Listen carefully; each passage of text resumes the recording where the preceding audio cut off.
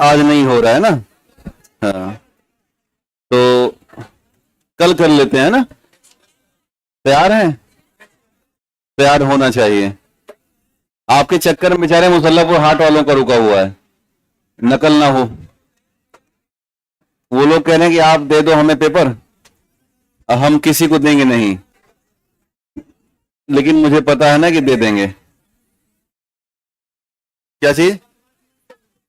हाँ, 12 साथ साथ ना। हाँ, इससे फेयरनेस बने रहेगा। चलिए, तो हम लोग बातचीत कर रहे हैं पुस्तकों के बारे में। आ जाओ, जल्दी आ जाओ भैया। ठीक। हाँ, और आपकी चाहेंगे हम रैंक बच्चियों से आए, है ना, टॉपर। और हमारी मतलब आंतरिक इच्छा यही है कि बच्चियों से टॉपर आए, और जो दिली इच्छा है आपसे आए कि अब देखते हैं कौन सी इच्छा पूरी होती है ना। तो क्या करें भैया? हो जाएगा। हाँ, देखते हैं क्या कहना चाह रहे हो।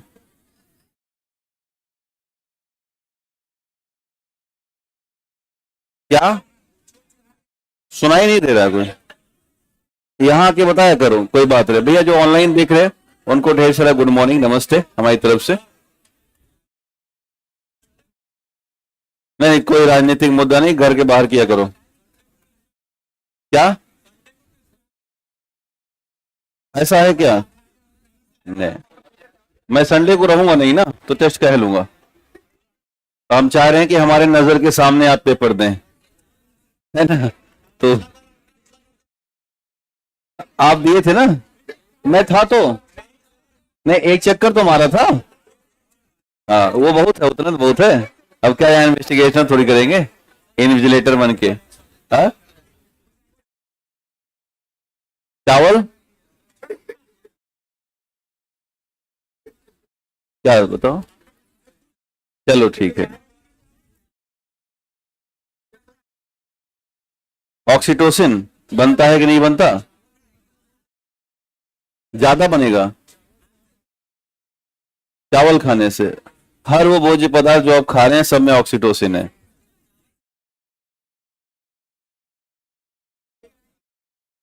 देखो, ऑक्सीटोसिन के लिए कोई ऐसा कॉन्सेप्ट नहीं है कि आपको यही खाओ यही खाओ।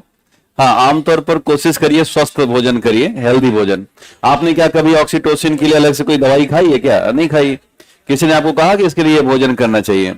ये हार्मोनल एक्टिविटीज हैं, और हार्मोन की स्थिति ऐसी होती है कि नॉर्मल, जैसे प्रोटीन, जब हम प्रोटीन खा रहे हैं तो हार्मोन बन जाएगा, प्रोटीन खा रहे हैं तो एंजाइम बन जाएगा, क्योंकि ये सब हार्मोन और एंजाइम दोनों के दोनों किसके? प्रोटीन से ही बनते हैं। तो जितना भी प्रोटीन की एक्टिविटी है वो हमें हार्मोन और एंजाइम पे काफी मजबूत रखती है। तो अब सवाल है कि आप प्रोटीन खा रहे हैं या नहीं खा रहे हैं। तो जवाब है कि आप प्रोटीन के नाम पे कुछ ना कुछ तो खा ही रहे हैं, है ना।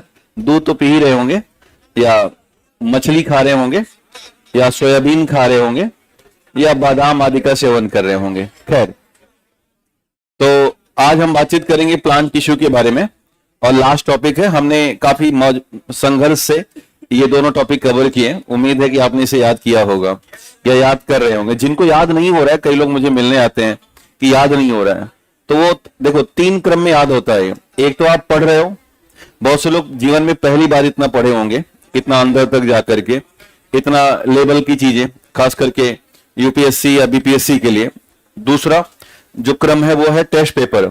जब आप इसी टॉपिक का टेस्ट पेपर देंगे तो आपको ये भाव पैदा होगा कि यार मैंने केंद्रक नहीं पढ़ा हुआ है, और ये सवाल केंद्रक का ही है। जब आप नहीं लगा पाएंगे तो आपके मस्तिष्क पर बोझ जाएगा, बर्डन जाएगा, प्रेशर होगा कि यार ये मैंने कहीं पढ़ा है लेकिन एग्जैक्ट पता नहीं चल पा रहा है। तो वो तो एक हो गया प्रेशर, और जब प्रेशर उत्पन्न होता है तो हमारा ब्रेन थोड़ा एक्टिव हो जाता है। तीसरा काम ये करें, घर जाएं और घर जाके उस सवाल को अपनी कॉपी से मैच कराएं कि भाई ये सवाल है, इस टॉपिक में ये ढूंढ लेते हैं कि क्वेश्चन कैसे हल होगा। तो तीसरे काम पर खुद से हल करने का प्रयास करें। तो जब ये 3 चीजें मैच हो जाती हैं तो फिर इंफॉर्मेशन हमारे दिमाग में लंबे समय तक या दीर्घकालिक हो जाती है। ये सारी बातें इंफॉर्मेशन है जितनी मैं आपको बता रहा हूं, बस इसको हम लोग यहाँ पर धीरे धीरे काम कर रहे हैं। आप देखिए, तो कोशिका और तक करने में लगभग 10-12 दिन लग गए। तो इससे लग गए क्योंकि हमें इसके बारे में धीरे धीरे ही हम इसे पचा सकते हैं। अचानक नहीं कर सकते। अगर मैं चाहूं तो इसे 2 दिन में खत्म करके निकाल लूं। आप चाहो तो कोशिका पढ़ने में 2 घंटे में खत्म कर सकते हो। यह है क्षमता आपके अंदर, लेकिन पहले हमारे अंदर नहीं थी। तो पहले हम किसी भी चीज में दीर्घकालिक पर, एक किताब आती है लूसेंट करके, बड़ी शानदार किताब आई, लोगों ने खूब पढ़ा, लेकिन वो पढ़ी नहीं जा सकती। कारण कि उसमें इतना कुछ लिख दिया गया है कि एक नया छात्र घबरा जाएगा। लिया सबने है, लेकिन आज तक मैं वादा और गारंटी कर सकता हूं किसी ने पूरा पढ़ा नहीं है। ऐसा कोई मनुष्य ढूंढ के ला दो, हम उसको 5 रुपए इनाम देंगे। ऐसा कोई है ही नहीं है? पढ़े हो पक्का? अच्छी बात है, ये इनाम के लिए बोल रहे हैं खाली। अरे किसी ने पढ़ा है क्या? वो खाली इनाम के लिए हाँ करी, 5 रुपए के लालच में। वो इंटरेस्टिंग नहीं है, बेसिकली है बेहतरीन, बट इंटरेस्टिंग नहीं है कि उतना इंटरेस्ट बनाया जा सके। तो जब हम कोई चीज बड़े स्तर पर पढ़ते, अच्छा बहुत बहुत बधाई है ना? तो दरोगा बन जाओगे तो बीपीएससी कैसे बनोगे, है ना? चलिए, रिजाइन मार के बीपीएससी, हाँ नीतीश कुमार दौड़ा दौड़ा के मारेंगे, है ना?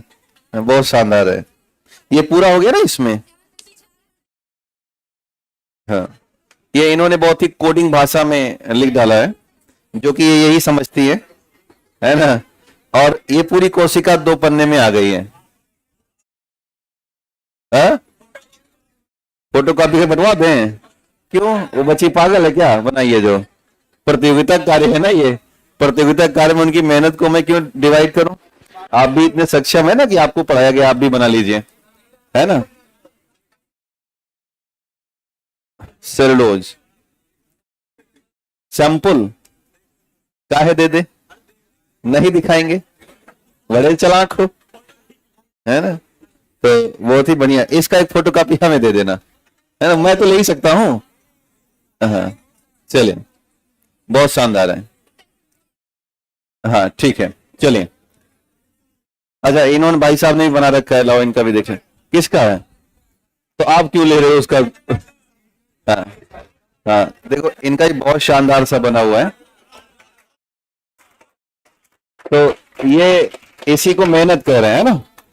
देखो सारा खेल वर्ग पर है, बहुत ही छोटी जानकारियां हैं ये पीटी के लिए। और अगर आप ऐसे ही 7 नोट्स वगैरह बना लेंगे, और मतलब मैं चाह रहा हूं कि आप कहीं न्योता वोता खाने जाओ निमंत्रण में, तो पूरी बायोलॉजी जेब में रख के जाओ। और पूरी बनने में अगर देर लग रही है तो खोल के पढ़ने लगो, इतना माइक्रो लेवल पे काम करो। और ये तभी हो पाएगा जब आप इस पर वाकई में वर्क करेंगे। लोग कहते हैं ना इसका ट्रिक बता दो, कोई ट्रिक नहीं होता। ट्रिक तब बनता है जब आप अपने आप पर वाकई में रिसर्च करके पढ़ना शुरू कर देते हैं, तो आप अपने आप बना लेंगे। किसी का दूसरे का ट्रिक याद नहीं किया जाता है। तो ऐसी कोशिश करिए आप लोग भी, जो और यहाँ पे महानुभाव लोग बैठे हैं, है ना? तो पीटी निकालने का अब ठीक है, मतलब सबका सही है। अच्छा, किसका है ये?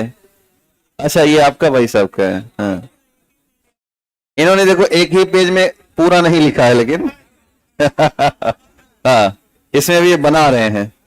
तो क्या भैया, हाँ थोड़ा सा इस ये राइटिंग पे काम करिए, लेकिन है ना, बाकी सब ठीक है।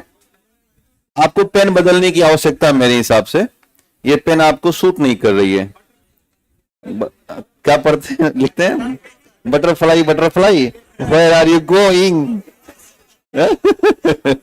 चलिए, कोई गाना है, ठीक, बहुत अच्छा है।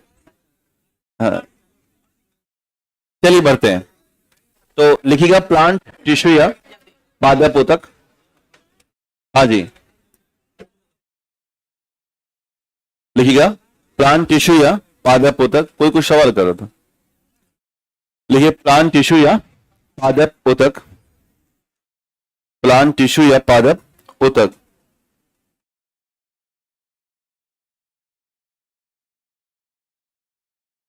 दो न्यूरॉन के बीच को गैप को सिनेप्स कहेंगे, है ना? और उनसे निकलने वाला जो मैटर है उसे क्या बोलेंगे? न्यूरोट्रांसमीटर मैटर के बारे में बातचीत है। कल हम लोगों ने देखा था ना। तो जो प्लांट टिश्यू है हमारे पास, अगर एक पूरे पेड़ की संरचना देखें तो वहीं से हम पादप ऊतक निकाल लेते हैं। आमतौर पर मानव की बॉडी में 4 तरह के ऊतक थे, एपिथेलियम, कनेक्टिव, मस्कुलर और नर्वस। लेकिन प्लांट के जीवन में केवल 2 ही तरह के ऊतक हैं, एक है मेरिस्टेमेटिक और दूसरा है परमानेंट, यानी कि विभोज्योतक ऊतक और अस्थायी ऊतक। जो विभोज्योतक ऊतक है वो प्लांट्स का मेन ऊतक है। नाम से क्लियर है कि विभाजन होने की संभावना अच्छी है, यानी कि यही एक ऐसा ऊतक है प्लांट में जिसमें कंप्लीटली डिवीजन होता है या विभाजन होता है। एक और ऊतक है अस्थायी ऊतक या परमानेंट टिश्यू, इसमें विभाजन की संभावना नहीं होती। ये जब विभोज्योतक ऊतक या मेरिस्टेमेटिक का डिवीजन हो रहा होता है तो उसी के रिजल्टेंट में हमें मिलता है परमानेंट टिश्यू। आमतौर पर हमारे पेड़ में अगर देखा जाए तो बाहर एक सूखी छाल है, अंदर में उसी छाल का गीला स्वरूप है। आपने कभी पेड़ की छाल निकाली हो तो ठीक उसके बाद एक मोटी लकड़ी मिलती है ना, और अगर उसे हम काट दें तो एक लकड़ी लाल रंग की बीच में होती है। वो लाल रंग की लकड़ी बताते हैं बड़ी मजबूत है ना। काफी लोग कहते हैं कि सागवान की लकड़ी हो और बीचों बीच की कटी हुई लकड़ी अगर निकाल के उससे कुछ फर्नीचर्स बनाए जाएं तो काफी मजबूत माना जाता है। सबसे बाहर की लकड़ी उतनी मजबूत मानी नहीं जाती। तो खैर ये तो आगे चल के हम चर्चा करेंगे ही, लेकिन हमारे प्लांट के बनावट में इन्हीं ऊतकों का मुख्य भूमिका है।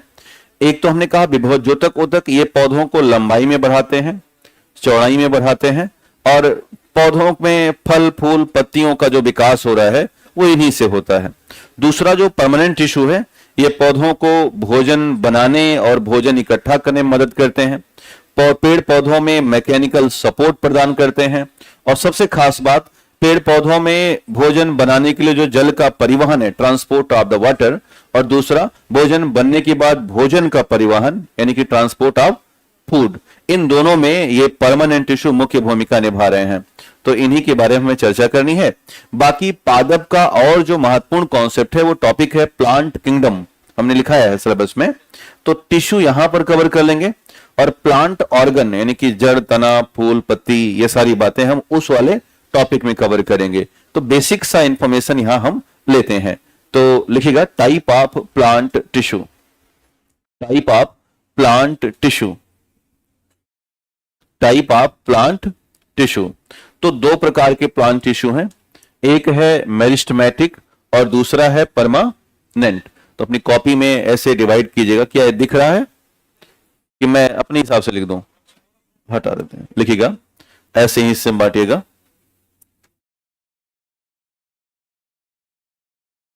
ऐसे डिवाइड कर लेना।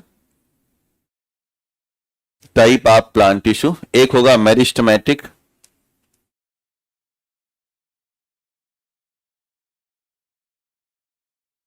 इसे हम बोलते हैं हिंदी में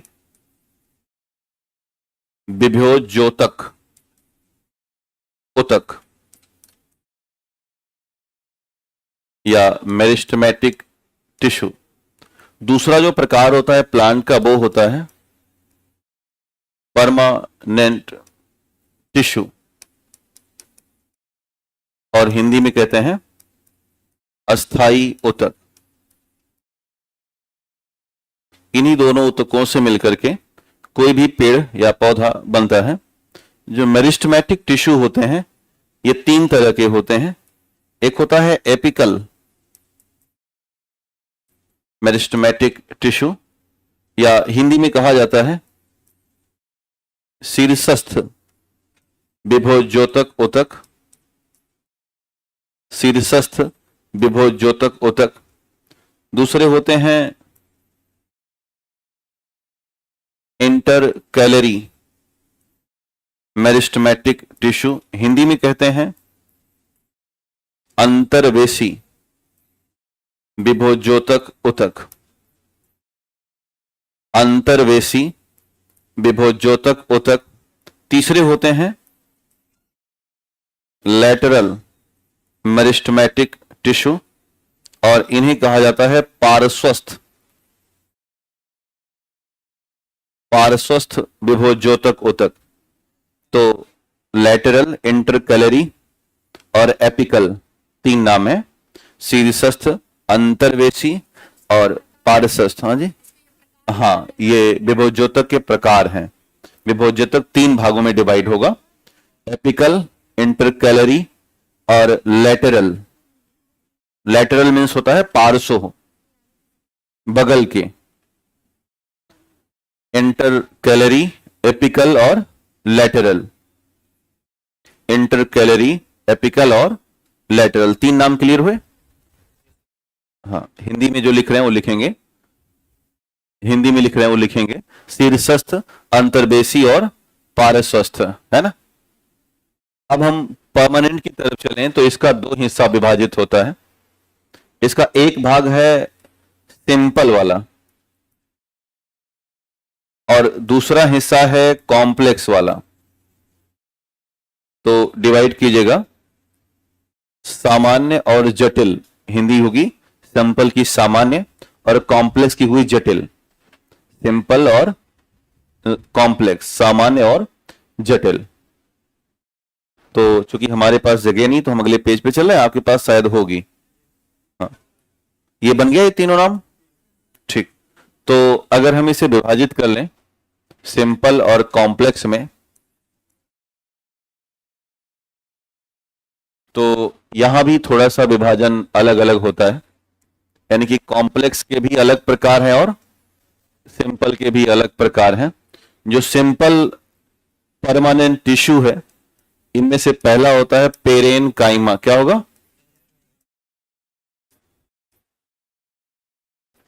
पेरेन काइमा, इसे हिंदी में कहते हैं मृदु उतक। और दूसरा होता है कोलेन काइमा, दूसरा होगा कोलेन काइमा, इसे कहते हैं स्थूल कोण उतक, स्थूल कोण उतक। लेकिन मैं आपको सलाह दूंगा कि जो हिंदी में लिखे ना वो ऐसे लिखेंगे, पेरेन काइमा, क्योंकि स्थूल कोण जैसा नाम अच्छा नहीं लगता है। तीसरा जो होता है स्लेरेन काइमा, CH लगा देना भाई, यहां छूट गया, देखिएगा स्लेरेन काइमा, इसे कहते हैं हिंदी में दृढ़ उतक, हिंदी में लिखिएगा दृढ़ उतक। स्लेरेन काइमा, कोलेन काइमा, हिंदी में ऐसे लिखिएगा पेरेन काइमा, कोलेन काइमा, और तीसरा लिखिएगा स्लेरेन काइमा। तो आपके लिए बेहद आसान हो जाएगा, क्योंकि दृढ़ उतक, स्थूल कोण उतक बड़ा कंफ्यूजन हो जाता है। पेरेन काइमा, पेरेन काइमा, कोलेन काइमा और स्लेरेन काइमा। कॉम्प्लेक्स दो होते हैं, एक नाम सुना होगा जाइलम और एक फ्लोएम। देखिए जाइलम और नंबर 2 होता है फ्लोएम। हिंदी में भी कहते हैं जाइलम और फ्लोएम। बहुत जटिल हिंदी होती है दारू उतक, और इसकी जटिल हिंदी होती है पोषवाह उतक। दारू उतक और पोषवाह उतक, मतलब जिसकी जैसी भावना हो ऐसा लिखे, कहने वाली बात ना रहे कि हिंदी माध्यम नहीं बात हो रही है। दारू उतक और पोषवाह उतक, जाइलम और फ्लोएम। तो ये 5 बंटवारा आपके सामने है परमानेंट टिश्यू का, और 3 बंटवारा मेरिस्टेमेटिक टिश्यू का है ना। तो लिखिएगा अलग से हिंदी अब, मेरिस्टेमेटिक टिश्यू या विभोज्योतक उतक, लिखिएगा हेडिंग मेरिस्टेमेटिक टिश्यू या विभोज्योतक उतक, मेरिस्टेमेटिक टिश्यू या विभोज्योतक उतक, मेरिस्टेमेटिक टिश्यू या विभोज्योतक उतक। तो पॉइंट टू पॉइंट लिखिएगा। लिखिए पादप, पादप का सबसे प्रमुख उतक है, पादप का सबसे प्रमुख उतक है। देखिएगा main tissue of the plant, it is a main tissue of the plant. पादप का सबसे प्रमुख उतक है। दूसरा लिखिएगा इसमें इसमें असीमित विभाजन की क्षमता है।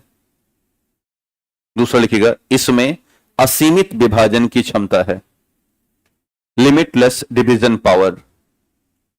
इसमें असीमित विभाजन की क्षमता है, लिमिटलेस डिवीजन पावर। इसमें असीमित विभाजन की क्षमता है, लिमिटलेस डिवीजन पावर। असीमित विभाजन की क्षमता है या लिमिटलेस डिवीजन पावर। तीसरा लिखिएगा, लिखिए, पेड़ पौधों की लंबाई, पेड़ पौधों की लंबाई, कॉमा, तनों और पत्तियों का विकास, तनों और पत्तियों का विकास, तनों और पत्तियों का विकास, फल तथा फूल, तनों और पत्तियों का विकास, फल तथा फूल का विकास इन्हीं के द्वारा होता है। फल तथा फूल का विकास इन्हीं के द्वारा होता है। तनों यानी पूरा हिस्सा बॉडी का, तनों और पत्तियों का विकास, फल तथा फूल का विकास इन्हीं के द्वारा होता है। अंग्रेजी में लिखिएगा, they are responsible for plant growth, they are responsible for plant growth and development of fruits, flower, stem and leaves. They are responsible for plant growth and development for fruit, flower, stem and leaves. Fruit, flower, stem and leaves. तो लगभग सारा काम कौन कर रहे हैं? Meristematic कर रहे हैं। अब लिखिएगा टाइप ऑफ मेरिस्टेमेटिक, लिखिएगा type of meristematic. Sir exam में अगर मृद ऊतक आ जाए तो क्या करेंगे? बगल में अंग्रेजी भी रहती है ना, दोनों बिल्कुल बराबर रहता है, तो थोड़ा बहुत, और आपको शायद पता ही होगा कि अंतिम निर्णय अंग्रेजी का ही होता है ना। गलती अगर एग्जाम में कहीं हुई है तो इंग्लिश वाला क्वेश्चन ही सही माना जाता है। तो इतना समय रहता है, 2 घंटे का समय। जीएसई तो करने हैं, मैथ तो लगानी नहीं है, तो मेरे हिसाब से अगर जानकारी है भैया तो 2 घंटे बहुत पर्याप्त होते हैं। मैंने तो देखा है कि 10, 12, 15 मिनट पहले ही लोग निपट जाता है। अब जानकारी नहीं है तो क्वेश्चन कठिन है, और पता है तो क्वेश्चन, यही एक साधारण सी परिभाषा है कठिन और आसान में, कि पता है तो आसान है और नहीं पता तो कठिन, नहीं पता है तो इधर उधर करेंगे। एक बार 3 क्रम होता है ना, एक तो होता है आ रहा है सारा लगा लेगा, फिर दोबारा जाता है कि 50-50 वाला मामला निकालता है। अब तो आपके अभी निगेटिव मार्किंग वाला मसला है, अच्छी बात तो है नहीं। तो ये तो लेकिन आपके लिए अच्छी बात है जो पढ़े लिखे लोग हैं, है ना, इसलिए आपको कट ऑफ देखिए तो 90, 80, 90 के रेंज में है। जब निगेटिव मार्किंग नहीं तो देखिए कट ऑफ 105, 110, 11, है ना। तो ये देखने में बड़ा सुकून नहीं मिलता था भाई। 150 में 111 करना अपने आप में बड़ी बात है ना। एक आम आदमी तो नहीं कर सकता ना, जो कि बहुत नॉर्मल पढ़ाई कर रहा हो, वो पता नहीं कहां से हाइपोथेटिकल पढ़ाई कर लेते हैं। नई सेटिंग तो मैं नहीं कह सकता, वो अलग कॉन्सेप्ट है। देखो हमारे बड़े पिताजी हैं और अभी वो सेक्रेटरी हैं लखनऊ में, तो उनका एक बड़ा शानदार सा वक्तव्य है कि लाख सेटिंग हो जाए लेकिन 100% सेटिंग नहीं होती। उनका यही कॉन्सेप्ट है, लाख सेटिंग मान लेते हैं, ठीक है, क्या 100% सीटें बिक गई हैं तो आप क्यों नहीं आ रहे हो? सवाल यही पे खत्म हो जाता है ना। तो वो बात अलग है कि वो सरकार का मुद्दा है, मुद्दा हमारा भी है, सरकार को ऐसा नहीं करना चाहिए, लेकिन साथ में ये भी मुद्दा है बीच में, उसको हम भूल जाते हैं।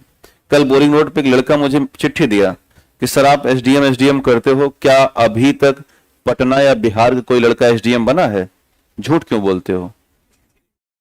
हाँ ऐसे लिखा था, तो उसको किसी ने बरगलाया था। अब जरा सोचो कितना घटिया सवाल है ये भाई। हर साल तो एसडीएम का वैकेंसी आ रहा है, एक आध साल मिस कर जाता है। एसडीएम ने तो डिप्टी एसपी तो आता है, मतलब शीर्ष की वैकेंसी हर साल आ रही है, क्या वो खाली चली जा रही है?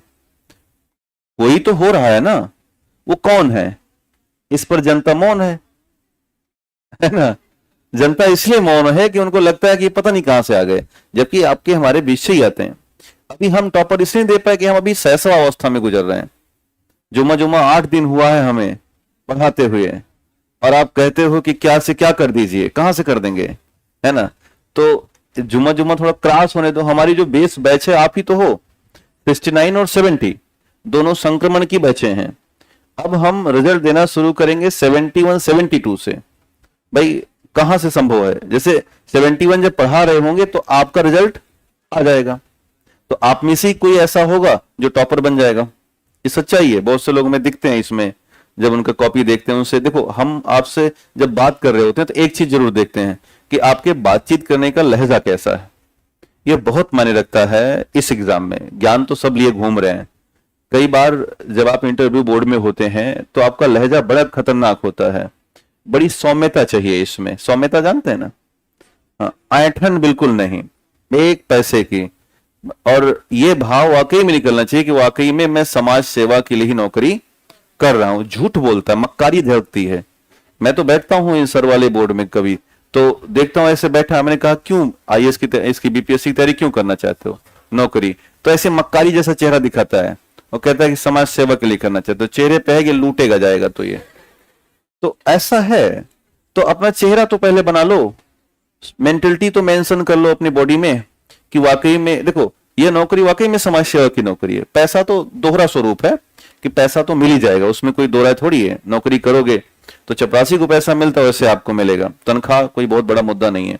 लेकिन आप जब जाओगे तो बदलाव तो करोगे ही करोगे। तो वो यही चाहते हैं ना कि आप ये कहो कि हाँ वाकई में मैं समाज के स्तर पर बदलाव करूंगा, समाज सेवा करूंगा, और जो पटना या बिहार की समस्याएं हैं उन समस्याओं से अपने हिसाब से और नए तरीके से लड़ने की कोशिश करूंगा। अब मैंने एक दिन शायद बताया था कि मैंने पूछा कि ट्रैफिक कैसे नियंत्रित करोगे, तो उसने कहा कि लाल बत्ती हटा देंगे, लाल बत्ती मेंटेन करेंगे, लोगों को अवेयर करेंगे कि सड़कों पर ओवरटेकिंग ना करें, दुकानदारों को बोलेंगे कि पटरियों पर दुकानें ना लगाएं। उन्होंने कहा रुक जाओ। अगर मैं किसी रिक्शावान से पूछूंगा तो भी शायद यही बताएगा कि भैया रिक्शावान साहब रुको रुको, कि क्या हुआ, ये जाम क्यों लगा है, तो कहेगा अरे देखने दुकान वाला एकदम आगे तक छेंक लिया है। दूसरी बात बताएगा देखो लाल बत्ती क्रॉस क्रॉस करके जा रहे हैं। तो आप में और रिक्शावान में क्या कोई फर्क दिखा? मैं तो एक ऐसे अभ्यर्थी से सवाल कर रहा हूं ना जो कि बहुत हाईटेक ब्रेन वाला बैठा हुआ है। तो हमें बस यही ध्यान रखना है कि थोड़ा सा लीक से हटकर और आम सोच का दायरा ऊपर बढ़ाना है और कोई नया इनोवेटिव तरीका बताते रहना है। तो यही सोच विकसित करिए। और आपसे निवेदन है कि दो भाव जरूर पैदा करिए अपने मन में। एक तो दयालुता के, अपना मन बहुत दयालु मूड में लाइए, क्रूरता हटा दीजिए, जो थी सो खत्म करिए। वो क्रूरता high school, inter, BA, BSc तक था कि किसी को देख के एकदम जलन भाव कर देना, चाकू मार देना, या किसी को देख के डांट देना, किसी पे हंस लेना। ये भाव उस समय के लिए थे। अब आप ऑफिसर्स हैं तो पहला दया का भाव उत्पन्न करिए, क्योंकि ऊपर ईश्वर भी है। ध्यान देना, मैंने ऐसे ऐसे लोगों को देखा है जो बहुत हाईटेक नॉलेज वाले हैं, इंटरव्यू में जाके 3-3 बार लौट आए हैं। ये बहुत बड़ा दुख होता है उस दिन जिस दिन इंटरव्यू के बाद फाइनल रिजल्ट आता है और आपका क्या हो ना आए। भाई साहब, यहां ऐसे लोगों से मैं मिला हूं, 2-3 लोगों से, ऐसे लगता है कि इनकी दुनिया ही लुट गई है। कारण कि बड़े सपने आ जाते हैं। आपको बताऊं, जब आप पीटी नहीं निकाले हो, अभी आप बड़े उद्दंड हो, तमाम तरह का ज्ञान आपके अंदर आएगा। जिस दिन आप पीटी निकाल लोगे आप बड़े जिम्मेदार व्यक्ति बन जाओगे। फिर आपको एक सड़क पर चलता हुआ व्यक्ति भी ज्ञानवान दिखेगा कि यार लाओ इससे कुछ बातें पता कर लेते हैं। एक अध्यापक एक लाइन छोटी सी बता दिया, वो भी आपके लिए एक बहुत बड़ा लाइन माना जाएगा। कारण कि आपके अंदर जिम्मेदारी आ गई कि अब हमें क्या करना है, मेंस निकालना ही निकालना है। और अगर मेंस निकल गया तो आप समाज में बहुत शानदार व्यक्ति दिखोगे। जैसे देखो पीछे वाले आपस में बात करके दिख रहे हैं। अब उनको इससे कोई मतलब नहीं क्या हो रहा है, उनको मतलब है कि अभी हम लिखाएंगे तो ये नोट कर लेंगे। ये महत्वपूर्ण नहीं है जो पीछे लिखाया जाता है, ये नोट कर लो। दुनिया में तमाम किताबें और गूगल में है, ये आप उठाओ, नोट करो, आगे बढ़ो। महत्वपूर्ण यह है कि आप सुनो बैठकर, कि कुछ बातें भी ध्यान में रखो। यहां से जब आप जाइए तो उसको फिर आप मन में रखिए कि हमें इस तरह का काम करना है। कई बार देखो जीवन है अपना ना, ये कई बार तमाम तरह की मुश्किलें आती होंगी कि यार नहीं होगा, क्या लग रहा है, ऐसा आता है। फिर लगता है कि यार जेब में पैसा नहीं है। तारीख जैसे अभी कितनी तारीख आ गई, 24-25 आ गई। अब लगभग आपके पैसे खर्च हो रहे होंगे, जो घर से मिले थे वो बिल्कुल समापन स्थिति में होंगे। आपके तो भाई पता नहीं क्या स्थिति है, लेकिन इनका तो मुझे पता है। कर्जा भी कुछ लोग लेके चल रहे होंगे और कर्जा वाला अलग आंख से देख रहा होगा, है ना? है, उम्मीद है कि 1-2 तारीख को मिलेगा तो देगा, तो बड़ा प्रेशर है। अब इसमें मैं कैसे कह दूं कि सेरोटोनिन निकालो, डोपामीन कहां से निकलेगा सेरोटोनिन? कुछ जेब, अभी भाई साहब रियलिटी बता रहे हैं, आपकी थैली में उठो और हम 20,000 रुपए डाल दें, सेरोटोनिन से भरभरा के निकलेगा। यही सच्चाई है। मैं, मेरे बैंक बैलेंस में जैसे थोड़ा रुपया कम होता है 10 लाख से, मैं घबरा जाता हूं, ये तो पैसे कम हो गए मेरे, उसको मेंटेन करके रखना है। हाँ, उससे ज्यादा नहीं जाना है, उसको बढ़ा के रखो, वो जब है तो टेंशन नहीं है। तो बैंक बैलेंस बहुत मायनेपूर्ण, जेब में इतना पैसा रखो कि खड़े खड़े खरीद लो। तो अब ये तब आएगा जब आप काम करेंगे। अभी की स्थिति क्या है? अभी की स्थिति ऐसी है कि जितने पैसे हैं उनको मेंटेन करके रखना, उसी में खुश रहने का प्रयास करना। तो ये आप बना के रखिए। कई बार मौके ऐसे आएंगे, आप फ्रस्ट्रेट होएंगे, लेकिन तब आप सोचिए कि हमें इस पे काम करना ही करना है, और आज नहीं तो कल इसको बेहतरीन करना है। इसको आप जीने की कोशिश किया करो और उत्सव मनाया करो हर स्तर पर, कि अभी ये सच्चाई है कि इसके बाद आपका शादी विवाह हो जाएगा। जानते हो नहीं जानते हो? बता दे रहा हूं, जान लीजिए आज के बाद से। इसके बाद आपको पढ़ने का अवसर नहीं मिलेगा उतना अच्छा से जितना अच्छे से आप आज बैठे हो। तो इसको मना लीजिए और इसी पे फोकस करते हुए आगे बढ़िए, है ना? बाकी कभी भी दिल में ऐसा कुछ लगे कि नहीं हो रहा है, तमाम संघर्ष हैं, तो थोड़ा बहुत 1-2 दिन बंद कर दिया करो पढ़ाई, एकदम उसको जबरदस्ती मत किया करो, नहीं तो ये बहुत घबरा जाएगा। बहुत ज्यादा नाजुक है ये इंफॉर्मेशन, ये जो प्रिपरेशन है बहुत नाजुक प्रिपरेशन होता है। आप इसे ऐसा बोझ लेके नहीं चलना। मन नहीं कर रहा है आज पढ़ने का, या आज कोचिंग आने का मन नहीं है, मत आया करो एक दिन, लेकिन ध्यान देना इसकी बारंबारता मत कर दो कि आज हमारा मास्टर कहा है कि आज मेरा मन ना कर रहा। नहीं, महीने में 1 दिन या 2 दिन, बहुत ज्यादा 2 दिन, अगर आपका मन है कि आज सोते हैं, तो अपनी शरीर को अपने स्तर पे ही आप इनाम देने की कोशिश करें। शाम तक ये बता दें कि आज हम सेल और टिश्यू पूरा कर लेंगे, और अगर पूरा कर लिए तुम, अब खुद को ही कहिए, तो शाम को चल के 2 रसगुल्ला खिलाएंगे, अपने खुद कहिए। और जब पूरा हो जाए तो जाइए मस्त 2 रसगुल्ला खाइए और लौट आइए, पैसा आपका ही है। लेकिन आप उसे लालच ही दीजिए, और अगर नहीं पूरा कर पा रहा है तो घंटा भर के लिए पंखा बंद कर दो और बैठो वहीं। भाई हाँ, ये भाई अगर आप पूरा नहीं कर पाए तो दंड भी तो देना है, तो शरीर से ही बोलो कि गुरु पूरा नहीं किए, तो मुस्कुराएगी, अरे टेंशनर तुम मंत्री हो, कहीं मंत्री नहीं है, पंखा बंद होगा, और पंखा बंद कर दो घंटे भर के लिए और बैठे रहो, पूरा टाइम देखो घंटे भर का। रूममेट वाला मामला है ना? हाँ, तो बाहर चले जाओ, बैठ जाओ छाये में कहीं, और घंटा भर बैठे रहो कि बहुत हो गया नौटंकी, अब तुम्हें दंड मिलेगा। शाम का खाना स्किप, आज भोजन के तौर पे केवल रोटी और प्याज और नमक मिलेगी तुम्हें। कि ये रोज ही का भोजन है क्या लग रहा है? सब्जी मिलता होगा भोजन में। तो ऐसे ही देखो देखो ये 365 दिन का काम है। जैसे मुझसे पूछो कि मैं कैसे मोटिवेट होता हूं सुबह पढ़ाने के लिए, कभी तो होता होगा ना मेरे मन में भी, यार आज नहीं जाते, लेकिन कुछ तो मोटिवेशन होगा ना। वो पैसा अलग मोटिवेशन, एक दो सेचुरेशन लेवल है वो, उसे सेचुरेशन लेवल कहते हैं। आप एक दिन पैसे को लेकर के सेचुरेट हो जाओगे, हम लोग हो चुके हैं, वो बहुत ज्यादा प्रभाव नहीं डालता। सेचुरेशन लेवल एक ऐसा लेवल है कि आपको पैसा लगेगा कि ठीक है, पैसे के लिए थोड़ी मरना है, ऐसा मन आएगा। अभी आपको लग रहा है कि पैसा आएगा तो सब कुछ कर लेंगे, ऐसा होता नहीं है, ये सच्चाई है। तो हमें मोटिवेट होने के लिए कुछ नए बातें सीखनी होती हैं। अब मोटिवेशन का तरीका क्या है? कई तरीके हम लोग बनाते हैं कि कल जाएंगे तो ये बात करेंगे, कल जाएंगे तो ये चीज नई पढ़ करके जाएंगे, इसको बताएंगे, ये नए कपड़े पहन करके जाएंगे, या कुछ और थिंक लेकर के जाएंगे जो आपको समझाया जा सके। वैसे आपका मोटिवेशन है कि आप कल के दिन में हम ये टॉपिक तैयार करेंगे, या हम अपने शरीर को थोड़ा आराम देंगे, कल नहीं पढ़ना हमें, दोपहर तक छुट्टी है आज।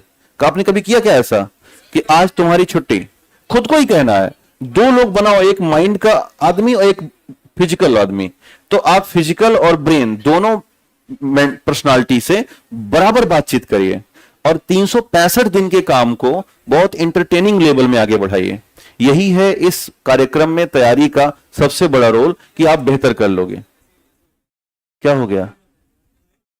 अरे सोच रहे थे, वो सो नहीं रहे थे, मनन कर रहे थे, आंख बंद थी लेकिन सोच रहे थे, है ना। चलिए, तो नींद लगी क्या भैया? अच्छा ये बातें, गहराई में चले गए थे, बार बार मत जाया करो है ना, नहीं तो इसे सोया माना जाएगा। तो एक आध बार मान लिया था कि गहराई में थे। तो यही कोशिश करिए आप सभी लोग। बाकी मैं सभी से, इधर बच्चियों से भी कहूंगा कि आप लोग बहुत बड़ी जिम्मेदारी लेकर के आए हो, तो इस जिम्मेदारी को ध्यान में रखना।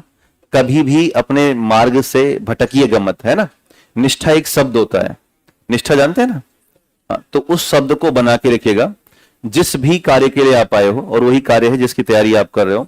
तो इसमें बहुत ही सदुपयोग के साथ बढ़िएगा। कभी भी कोई भी अगर बाधा आता है, कोई ऐसी बाउंडर चीजें आती हैं जो आपको डिस्टर्ब कर सकें, तो कोशिश करना उनसे दूर रहना। और दो बड़ी बातें हम सभी से उम्मीद करेंगे, एक तो दयालुता के भाव और दूसरा विनम्रता। ये दो जिस दिन ला लिए, अधिकारी के अगले कदम पर आप बढ़ गए हैं। पढ़ता दुनिया है, आप भी पढ़ रहे हो, शानदार पढ़ रहे हो। चलिए बढ़ लेते हैं। बन गई ये, लिखिएगा type of meristematic, type of meristematic.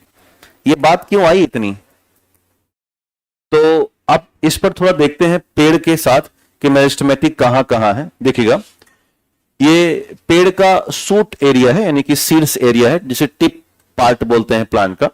और ये किसी भी रूट का बिल्कुल सीड्स एरिया है या टिप पार्ट है। तो पेड़ दो दिशा में बढ़ रहे हैं, एक तो ऊपर जा रहा है और एक नीचे जा रहा है, यानी कि अपोजिट ग्रेविटी और विथ ग्रेविटी चल रहे हैं। पेड़ के साथ ये क्षमता है और वो ग्रेविटी के खिलाफ आगे बढ़ते जा रहे हैं और नीचे अपनी स्ट्रेंथ मजबूत कर रहे हैं। इन्हीं जड़ें और तनों के माध्यम से ऊपर और नीचे की तरफ यात्रा हो रही है। तो जब हम इस पार्ट पर देखते हैं और यहां पर देखते हैं, तो एक जो टिश्यू है उसे बोलते हैं एपिकल। एपिकल मतलब शीर्ष, नामी हिंदी में है शीर्षस्थ। दूसरा एक ऊतक यहां पर है टिश्यू, जो कि बिल्कुल बीचों बीच में होगा यहां पर। इसे हम कहते हैं इंटरकलरी। और इंटरकलरी जो होते हैं ये होते हैं अंतर्वेशी, और ये पेड़ पौधों को थोड़ा चौड़ाई में बढ़ाते हैं और इसमें तने निकलना, फल या फूल आना, यानी कि जो पेड़ का एक वास्तविक डिफिनीशन है उसको डिफाइन करने का काम इंटरकलरी का है। और सबसे लास्ट में आप जो देख रहे हैं ये वाला हिस्सा, तना वाला, अक्सर हर पेड़ के तने क्या होते हैं, मोटे होते हैं, है ना। क्या हुआ, वॉमिटिंग हो रही है, देखो जाके, है ना। हाँ, एसी वगैरह नहीं चलता इसका, शाम को भी नहीं चलता, इसको चलवाओ यार एसी वगैरह। हाँ, आज मेरी मुलाकात खान सर से है, मैं बोलूंगा एक बार, है ना। चलिए, हाँ ये ठीक है, जो भी तरीके हैं। देखो मैं बहुत अंदर में नहीं हूं कि कैसे क्यों नहीं चल रहा है। जो मुझे बताया गया कि कुछ मीटर वगैरह का मामला है इनका।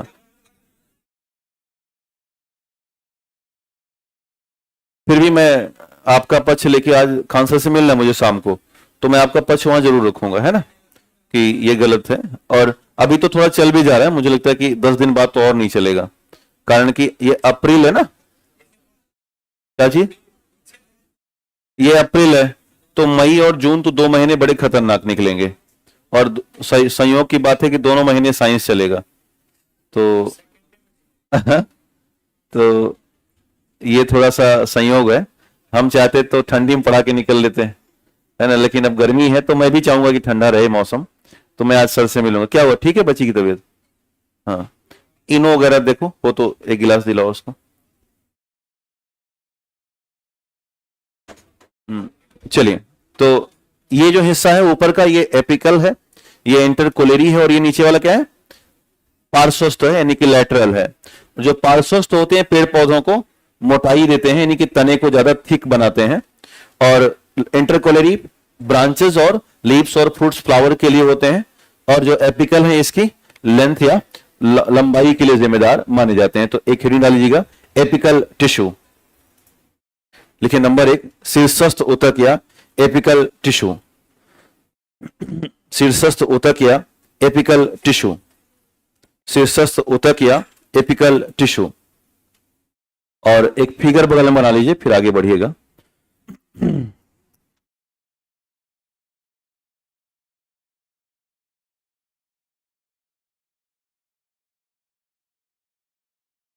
ये है एपिकल,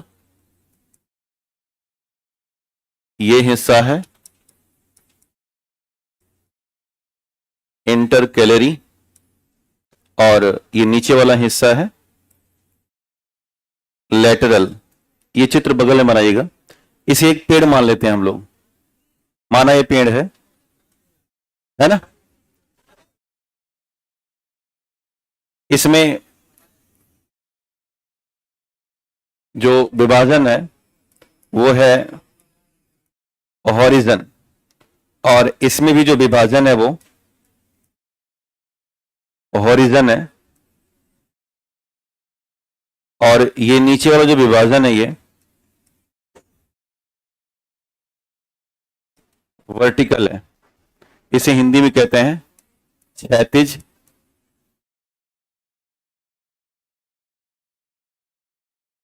क्षैतिज, और ये है ऊर्ध्वाधर। एपिकल को शीर्ष कहते हैं, इंटरकैलरी को अंतर्वेशी, और लेटरल को पार्श्व कहते हैं। इनका डिवीजन याद रखिएगा, इनमें हॉरिजन, ऊपर भी हॉरिजन और नीचे कैसा होता है वर्टिकल। पूछ सकते हैं कि किन में कैसा सेल डिवीजन होता है, तो दो हॉरिजन चलते हैं और नीचे वाला वर्टिकल चलता है, ऊर्ध्वाधर चलता है।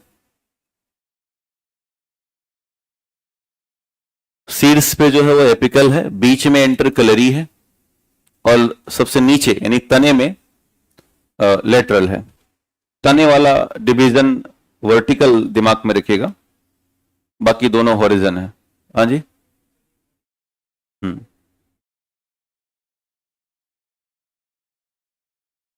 क्या चीज?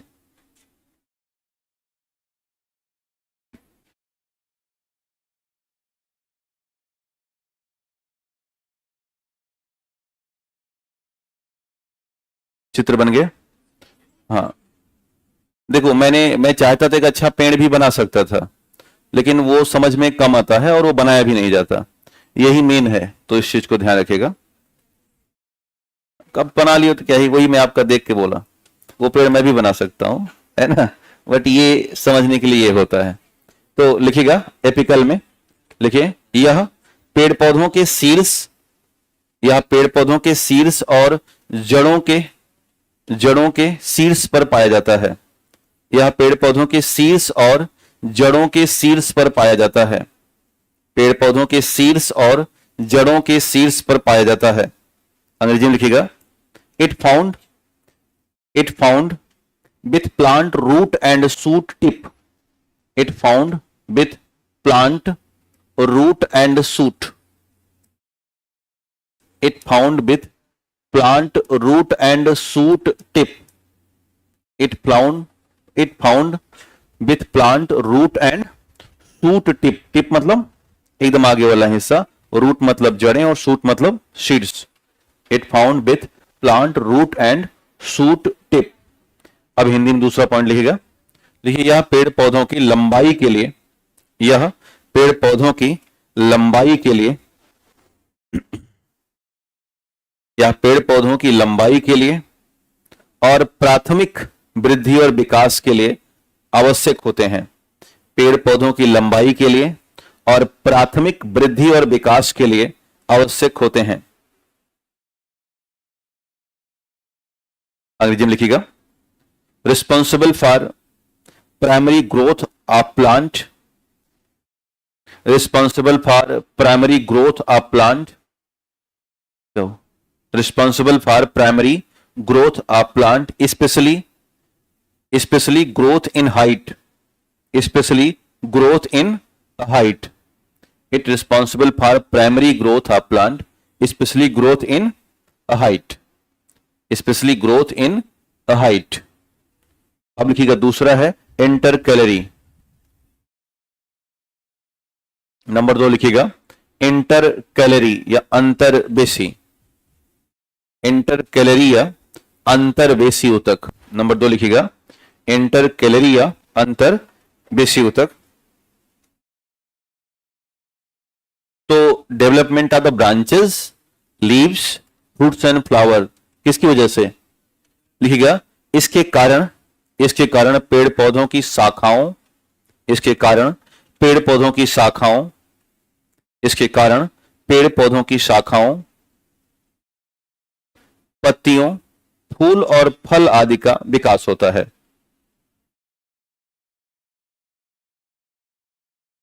फूल और फल का विकास होता है। अंग्रेजी में लिखिएगा it is responsible for growth of plant branches. It is responsible for growth of plant branches,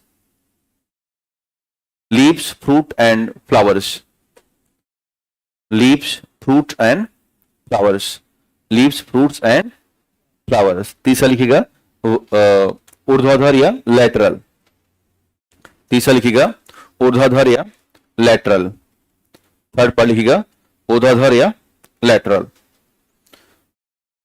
पार्श्व हिंदी में हो जाएगा पार्श्व। लिखिएगा यह पेड़ पौधों के वृद्धि और विकास, यह पेड़ पौधों के वृद्धि और विकास और तने की मोटाई के लिए जिम्मेदार होते हैं। पेड़ पौधों के वृद्धि और विकास तथा तने की मोटाई, thickness of stem and growth and development.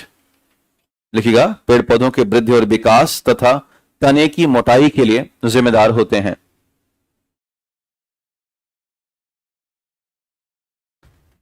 Responsible for growth and development of plant and thickness of stem.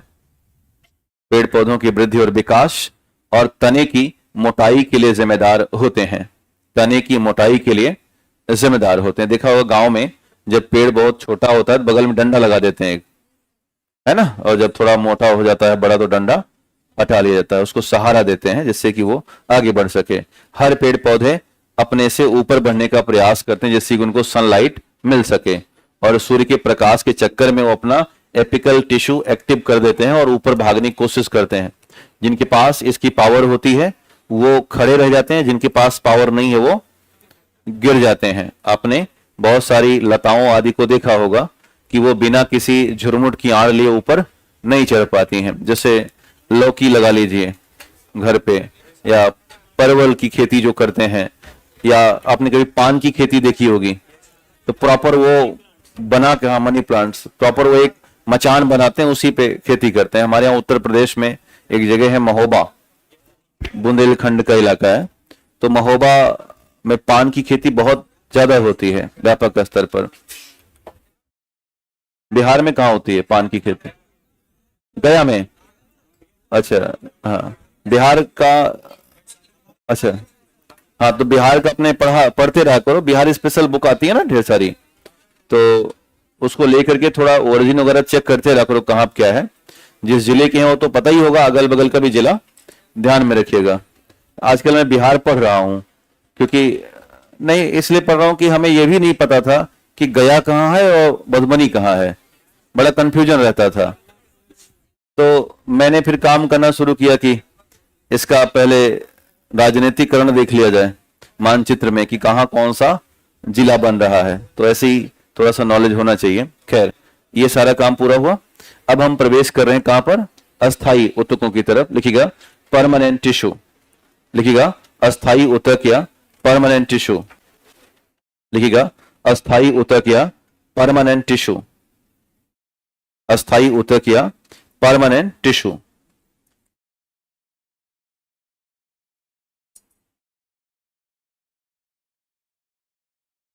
लिखिएगा, लिखिए यह ऊतक विभोज्योतक ऊतकों के विभाजन से बनते हैं। यह ऊतक विभोज्योतक ऊतकों से विभाजन से बनते हैं। यह ऊतक विभोज्योतक ऊतकों के विभाजन से बनते हैं। विभोज्योतक ऊतकों के विभाजन से बनते हैं। अंग्रेजी में लिखिएगा origin of permanent tissue with the cell division in meristematic tissue. देखिए origin of permanent tissue with division in meristematic tissue, with division in meristematic tissue, with division in meristematic tissue. नई लाइन से लिखिएगा, देखिए अस्थायी ऊतकों में विभाजन की क्षमता नहीं होती। ये इंपॉर्टेंट है, यही बार बार पूछते हैं। अस्थायी ऊतकों में विभाजन की, ऊपर है कि नीचे? ऊपर।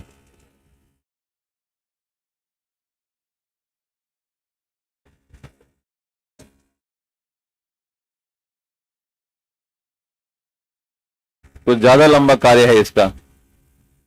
बोलो क्लास चल रही है, ये सब मत करे। तब तक ऐसा कोई काम करे ना हाथ पैर वाला, मशीन से ना करे। अच्छा बंद कर दिया है, चलिए। हाँ ड्रिल कर रहा है कहीं, अब डर ये लगता है कहीं नीचे ना जा लेकर के, है ना। नहीं मानेगा वो, कर डालेगा आज।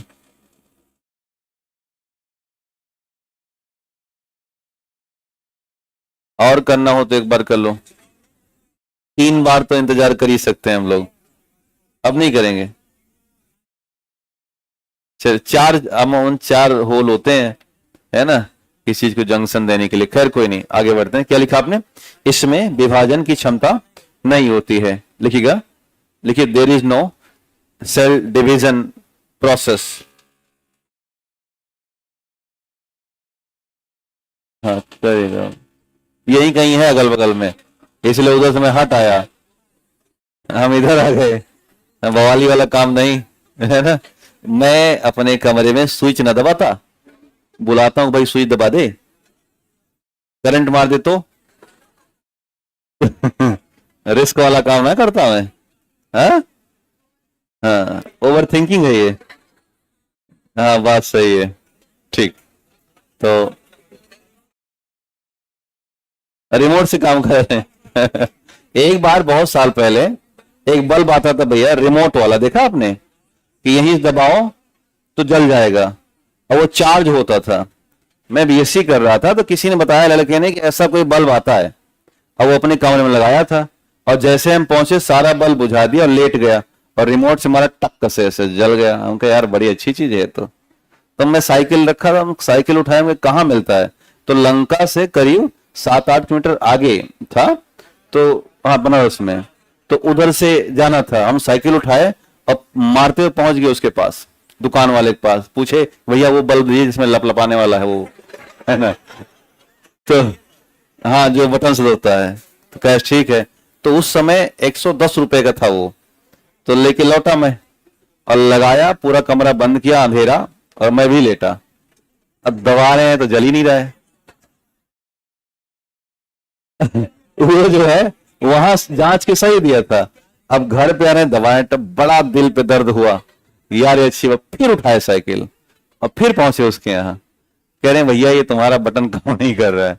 अच्छा वो दबाया तो फिर दब गया, तो हमने कहा इसको बदल दो। तो बहुत मिनटों के बाद फिर वो बदला, तो फिर ला के रखे। 3-4 दिन ऐसा किए कि जब सोए तो आराम जलाएं, फिर बुझाएं, फिर मन में आए फिर जला दें। उसके बाद धीरे धीरे उसकी शौक खत्म हो गई। ऐसी कहानी होती है, इसको बचपना कहते हैं, है ना, कि यहाँ इसको ने चुल मचना, है ना हाँ आपकी भाषा में, कि जितनी चुल मची थी वो मुक्ति मिल गई, है ना। ऐसा भाषा है, आप लोग निकाल लेते हो, है ना। मैं कानपुर में बहुत दिन रहा, तो कानपुर में लड़कों को लौंडा कहा जाता है, तो मुझसे निकल जाएगा लौंडे शांत। अब बाद में पता चला कि ये बुरा माना जाता है दिल्ली और बिहार वगैरह में। लौंडा मतलब वो नचनिया लड़का, नचनिया को लौंडा कहते हैं, है ना, जो दुपट्टा वट्टा। हालांकि आपके यहाँ तो लोक नृत्य है वो, तो आपको तो बुरा नहीं मानना चाहिए। आप हाँ देखिए, तो त्रिपाठी जी ने राष्ट्रीय मीडिया पर जाके नाच दिया, हाँ, तो कपिल शर्मा शो में, तो कोई बुरा नहीं है। जैसे उत्तर प्रदेश नौटंकी की नाच होती है, तो उसमें भी लड़के ही हैं, वो लड़की बन के नाचते हैं, तो ऐसा कोई बुरा नहीं है ये। लेकिन शब्दों का खेल है, अलग अलग अपनी कहानी है।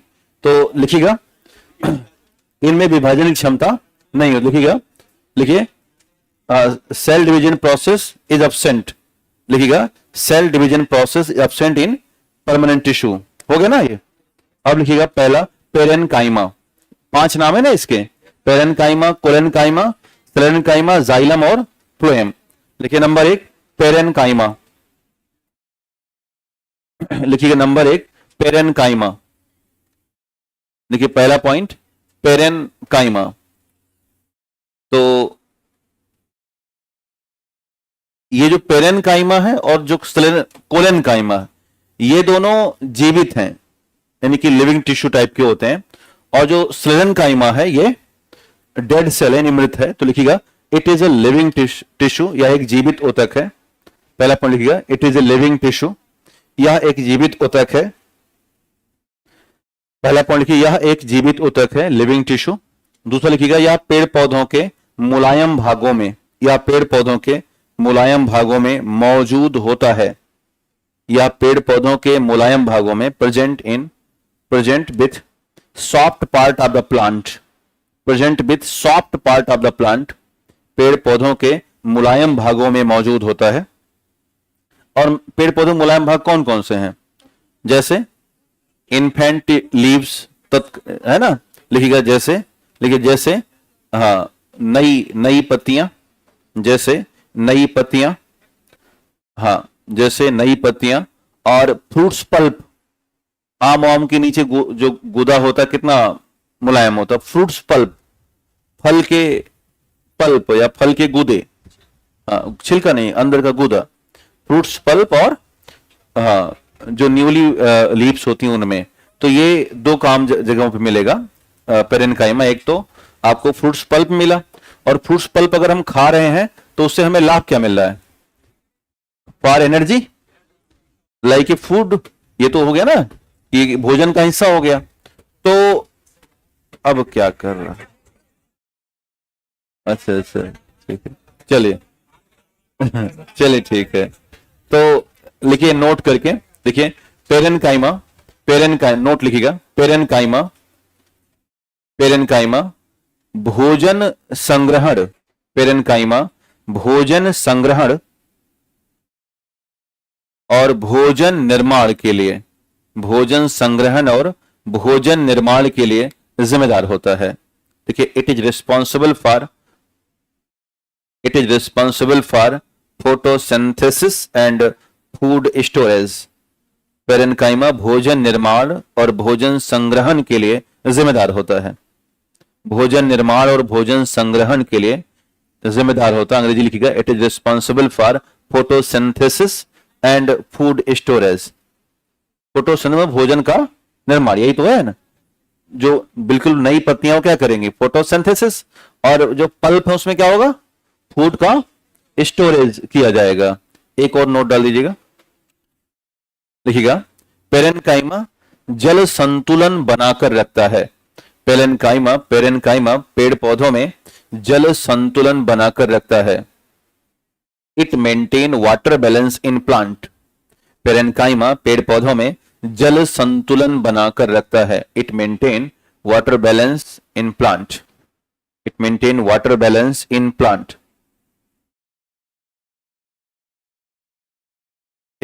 अच्छा, आपको कहा जाए कि एक हाथ में मजबूत पत्ती लें और एक हाथ में बिल्कुल नई पत्ती लें और दोनों को मस लें, तो नई वाली पत्ती जल्दी हो जाती है। आपने सागवान की नई पत्तियों को रगड़ा है तो लाल रंग का खून निकलता, देखा है ना? ठीक है, तो इनकी जो सेल वॉल है बहुत थिन होती है। किसकी? पेरेनकाइमा की। तो सवाल लिखिएगा, अगला नोट में डालते रहो। लिखिए इनकी कोशिका भित्ति बहुत पतली होती है। लिखिए cell wall is very thin. इनकी कोशिका भित्ति बहुत पतली होती है। इनकी कोशिका भित्ति बहुत पतली होती है। इनकी कोशिका भित्ति बहुत पतली होती है। तो ये इनके कुछ कॉन्सेप्ट रहे हैं। अब अगर हम इस पेरेनकाइमा में एक काम कर लें और काम ये करें कि इसमें हम जोड़ दें क्लोरोफिल। क्या जोड़ दें? क्लोरोफिल जोड़ दें। तो पेरेनकाइमा प्लस क्लोरोफिल, इन दोनों को जोड़ेंगे तो एक शब्द होता है और यह है क्लोरेनकाइमा। क्या हो जाएगा? Chlorenchyma. Basically chlorenchyma is a parenchyma but with the presence of chlorophyll. यानी कि जब पेरेनकाइमा में अलग से हरित लवक जुड़ जाते हैं तो इसका एक नाम हो जाता है, वो है क्लोरेनकाइमा। तो जो बहुत हरी पत्तियां हैं वो आमतौर पर उसका जो मुलायम हिस्सा है उसमें क्या मौजूद होगा? क्लोरेनकाइमा। तो नीचे एक और नोट डाल देना। देखिए, parenchyma with chlorophyll, parenchyma with chlorophyll known as chlorenchyma. पहले अंग्रेजी में लिख लें, parenchyma with chlorophyll known as chlorenchyma. अंग्रेजी में लिख लेंगे, parenchyma with chlorophyll known as chlorenchyma. अब हिंदी में लिखिएगा कि पेरेनकाइमा के साथ क्लोरोफिल का मौजूद होना, पेरेनकाइमा के साथ क्लोरोफिल का मौजूद होना, पेरेनकाइमा के साथ क्लोरोफिल का मौजूद होना क्लोरेनकाइमा कहलाता है।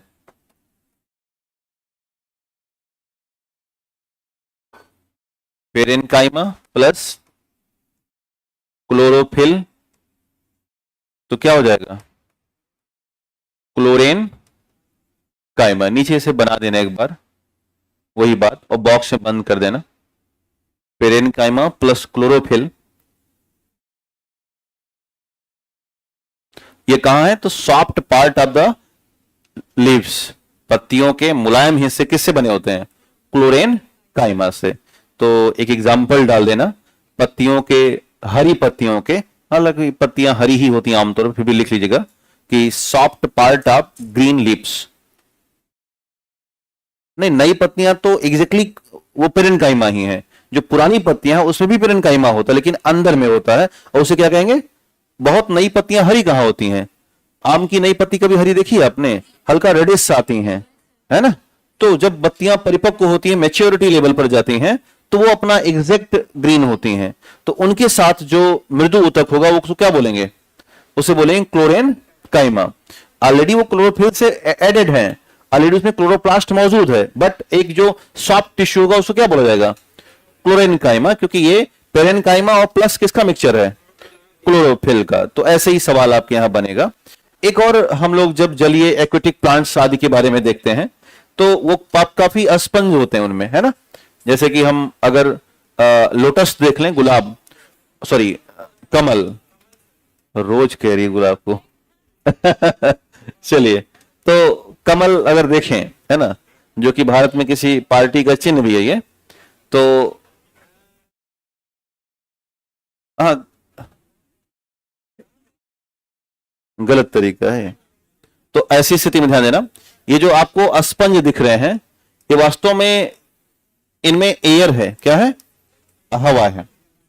और आप किसी भी तरह के एक्वेटिक प्लांट को उठाएं और उसको हल्का हाथ से दबाएं तो बहुत सॉफ्ट होते हैं वो चाहे जलकुंभी उठा के आप देख लेना या कोई भी XYZ। तो चूंकि ये सॉफ्ट है बहुत ज्यादा, और सॉफ्ट होने के नाते इसमें क्या हो जाएगा, अब पेरेनकाइमा, लेकिन इस पेरेनकाइमा में भरा हुआ है एयर, तो इस वजह से इसे हम बोलेंगे एरेनकाइमा। क्या बोलेंगे, एरेनकाइमा। तो समझ गई बात, aerenchyma exactly is a parenchyma but with air bubble, और all aquatic plant present with parenchyma known as aerenchyma. सभी जलीय पौधे पेरेनकाइमा रखते हैं, लेकिन उसे पेरेनकाइमा नहीं कहेंगे, उसे क्या कहेंगे, एरेनकाइमा कहेंगे। तो एक और नोट डाल दीजिएगा, लिखिए हिंदी में पहले, सभी जलीय पेड़ पौधे, सभी जलीय पौधे स्पंजदार होते हैं, स्पंजी, स्पॉन्गी बना है, SPONGY। लिखिए सभी पेड़ पौधे स्पंज या स्पंजी होते हैं, सभी जलीय पौधे स्पंजदार या स्पॉन्गी होते हैं, जिनमें हवा भरी होती है, जिनमें हवा भरी होती है, जिनमें हवा भरी होती है, और यह भी पेरेनकाइमा से बने होते हैं, और यह भी पेरेनकाइमा से बने होते हैं।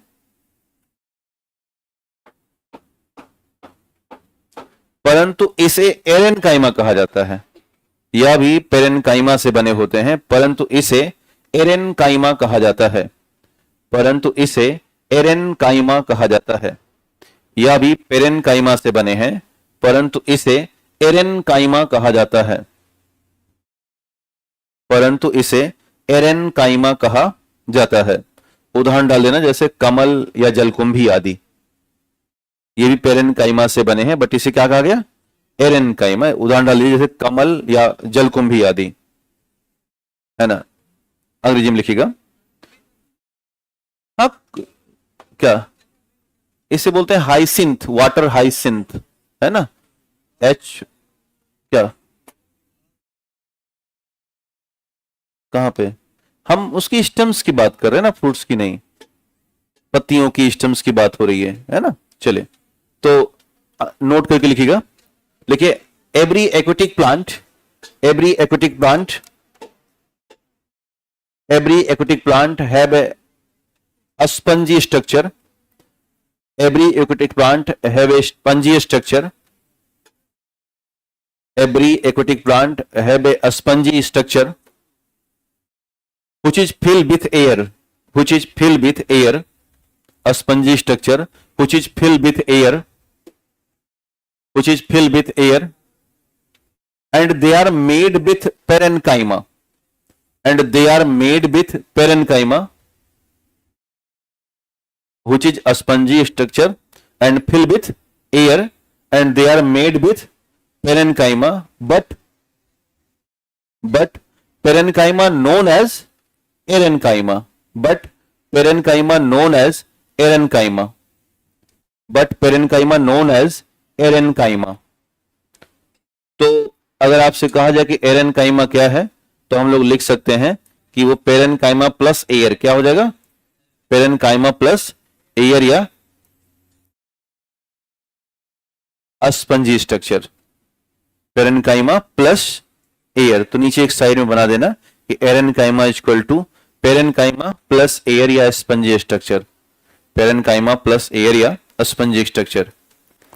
उदाहरण डाल दीजिएगा, वाटर हाइसिंथ और लोटस ईटीसी डाल देना, बाकी आप ढूंढ लेना। HYACINTH होगा, है ना, हाइसिंथ का बन गया। ये पेरेनकाइमा में क्लियर हुआ। हमें देखा कैसा है, जीवित उतक है, जितनी सॉफ्ट पार्ट प्लांट है वो कैसे हैं, पेरेनकाइमा से हैं। जितना भी क्लोरोफिल के साथ पेरेनकाइमा का रहेगा क्लोरेनकाइमा, और जो एयर के साथ है वो एरेनकाइमा होगा। नंबर 2 लिखिएगा, नंबर 2 है कौन सा, अच्छा इसमें नहीं है, वो है कोलेनकाइमा। लिखिएगा नंबर 2 पर कोलेनकाइमा या स्थूल कोण उतक, लिखिएगा कोलेनकाइमा या स्थूल कोण उतक। वो क्लोरेनकाइमा लिखा है, कोलेन नहीं है वो, लेकिन नंबर 2 कोलेनकाइमा या स्थूल कोण उतक, कोलेनकाइमा या स्थूल कोण उतक, कोलेनकाइमा या स्थूल कोण उतक। तो ये भी एक तरह से जीवित है, तो लिखिएगा it is a living tissue, it is a living tissue, यह एक जीवित उतक है, यह एक जीवित उतक है, it is a living tissue. दूसरा पॉइंट डाल दीजिएगा, इसे सपोर्टिंग टिश्यू या सहायक उतक कहा जाता है, it is known as supporting tissue. इसे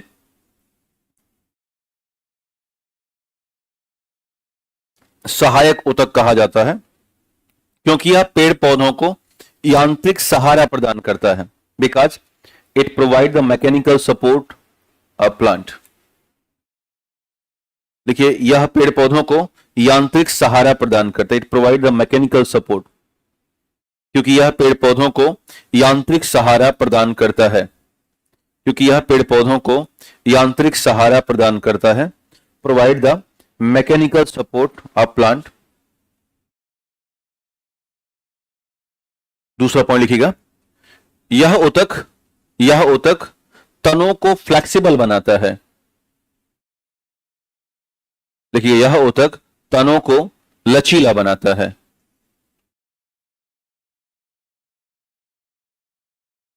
देखिए it turn stem into flexible property, with flexible property, यह तनों को लचीला बनाता है।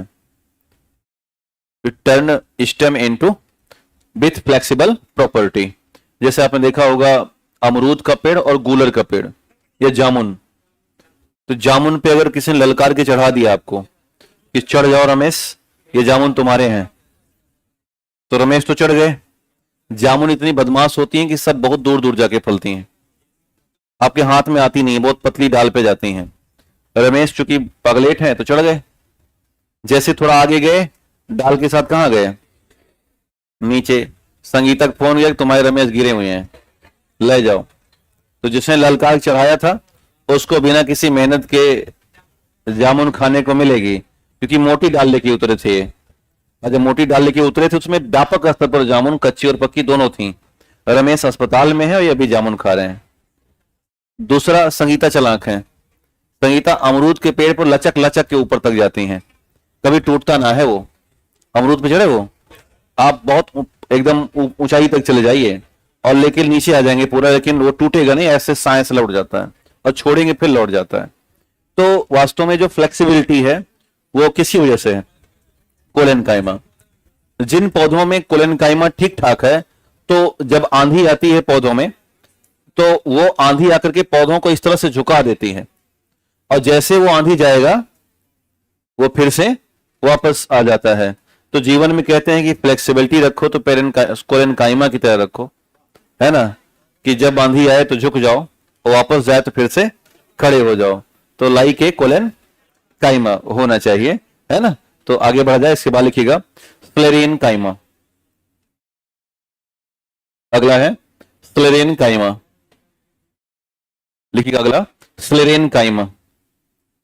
स्क्लेरेनकाइमा देखिए, it is a dead tissue, यह एक मृत ऊतक है।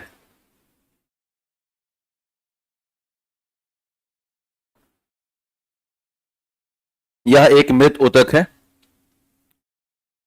नंबर 2 लिखिएगा, it is a dead tissue. Number 2 लिखिएगा, यह बहुत कठोर और मजबूत कोशिका भित्ति रखते हैं, या इनमें बहुत कठोर और मजबूत कोशिका भित्ति होती है। सेल वॉल जानते हैं ना, इसमें बहुत कठोर और मजबूत कोशिका भित्ति होती है। अंग्रेजी लिखिएगा, it consist to thick and rigid cell wall. It consist to thick and rigid cell wall, यह अत्यंत कठोर और मजबूत कोशिका भित्ति रखते हैं। It consist to thick and rigid cell wall, consist to thick and rigid cell wall. तीसरा लिखिएगा, यह भी यांत्रिक सहारा प्रदान करते हैं। यह भी यांत्रिक सहारा प्रदान करते हैं। दे provided mechanical support of plant. यह भी यांत्रिक सहारा प्रदान करते हैं, पेड़ पौधों को यांत्रिक सहारा प्रदान करते हैं। यह भी यांत्रिक सहारा प्रदान कर। एक केमिकल होता है लिग्निन, नाम सुना होगा आपने, very flammable type of the chemical present in sclerenchyma. अब ये जो flammable type of the lignin है, यही जब आपने देखा चीड़ और देवदार आदि के जो पेड़ होते हैं उनमें जरा सा रगड़ हुआ तो फिर फॉरेस्ट फायर का नाम सुना होगा ना, जिसे हम दावानल कहते हैं, जंगल में लगने वाली आग। तो रीजन वही बनता है क्या, तो जवाब हो जाएगा स्क्लेरेनकाइमा में मौजूद लिग्निन। तो नीचे नोट डाल दीजिएगा, लिखिए स्क्लेरेनकाइमा में लिग्निन रसायन मौजूद होता है, ऐसे लिखिएगा लिग्निन।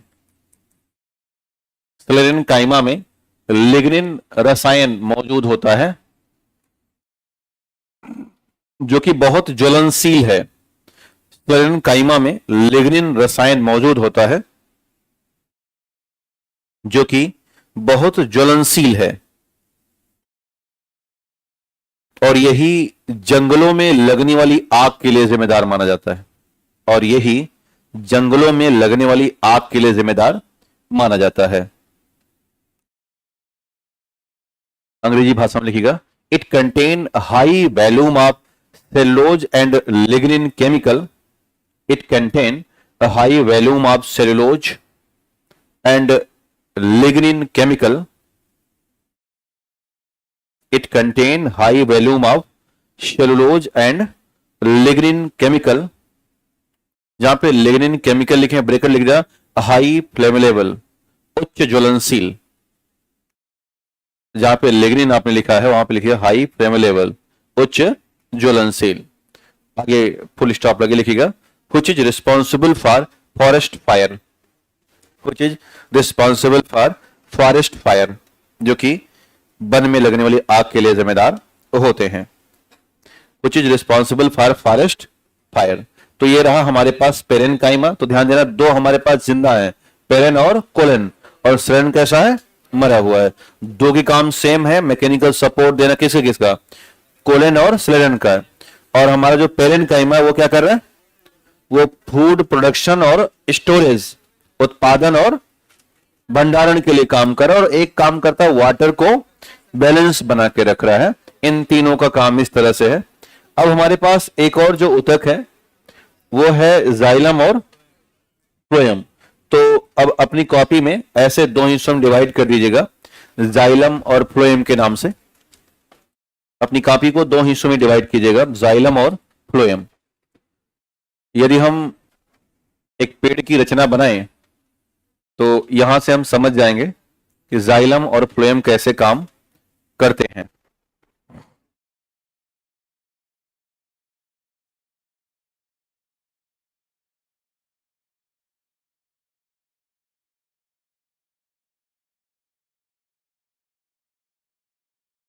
हम बना रहे हैं, आपको बनाना है, पढ़ाना तो है नहीं, करने दो उनको।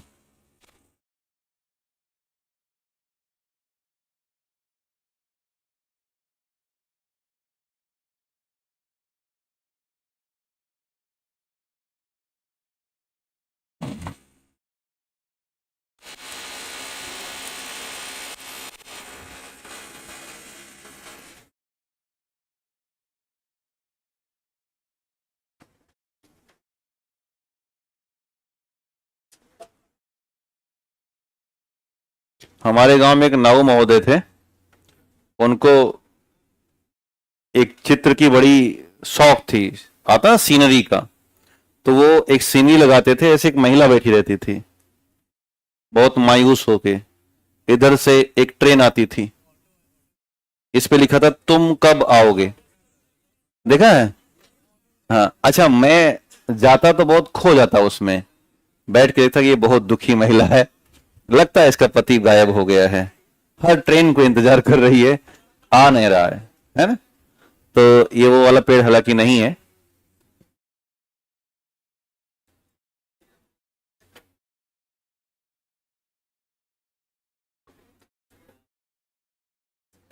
यहां पर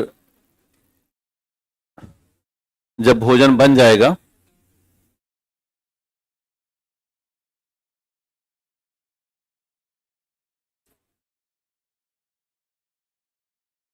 ये अप और डी है, up to down, down to up है, इस चीज को ध्यान देना।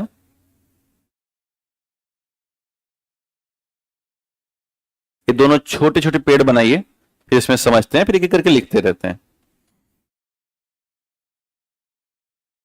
जाइलम वाले हिस्से में नीचे से पानी और खनिज जा रहा है ऊपर, डाउन से अप जा रहा है और भोजन बन जा रहा है। यहां पर फोटोसिंथेसिस होने के बाद जब भोजन बनता है तो उसे बोलते हैं C6H12 और O6, यानी कि आमतौर पर कहलाएगा ग्लूकोज। और इस ग्लूकोज का कन्वर्जन होता है ATP में, किसमें? ATP में। और यही ATP अब दे दी जाती है किसको? फ्लोएम को। किसको दिया जाएगा? फ्लोएम को। और ये दो हिस्सों में चलता है, ये अप से डाउन भी जाता है और डाउन से अप भी जाता है। तो क्लोरोफिल या chloroplast turn solar power into biochemical power, and biochemical power break down with the help of the mitochondria present in plant cell and turn into ATP। Hindi में समझिएगा कि जब सूर्य के प्रकाश पत्तियों पर पड़ते हैं तो हरित लवक उसे बदल देते हैं भोजन में। वह भोजन कहलाता है ग्लूकोज, जो कि एक रसायन है। यही रसायन जब प्रवेश करता है माइटोकॉन्ड्रिया में, जो कि पादप कोशिकाओं में मौजूद है, तो माइटोकॉन्ड्रिया ग्लूकोज को तोड़ देती है और बनाती किसमें है? ATP में, है ना? तो भोजन बनाने की प्रक्रिया पत्तियों में, खासकर प्लांट में, दो रूप में है। एक तो solar power turn into biochemical power, and biochemical power break down into ATP। in case of solar power turn into biochemical present with chloroplast and breakdown of in ATP with the help of the mitochondria. So both part in chloroplast and mitochondria take place in the formation of the food in plant cell. Okay.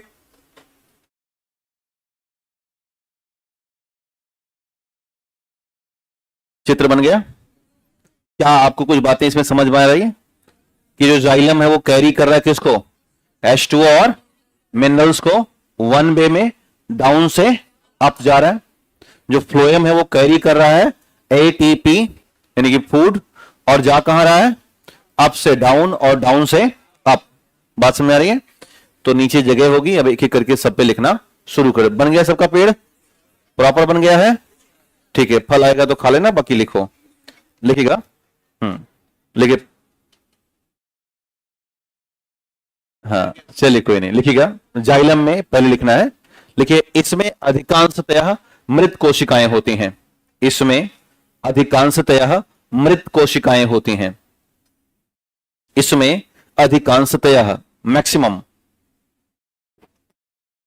इसमें अधिकांशतः मृत कोशिकाएं होती हैं। और bracket कर देना approximate 98%। लिखिएगा मैक्सिमम, लिखिए मैक्सिमम प्रेजेंट डेड सेल, और अप्रॉक्सीमेट करना कितना? 98%। ठीक है।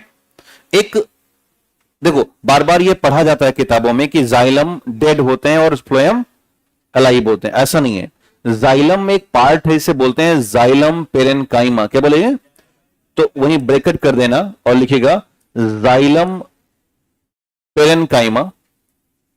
जाइलम पेरेनकाइमा जीवित भाग है।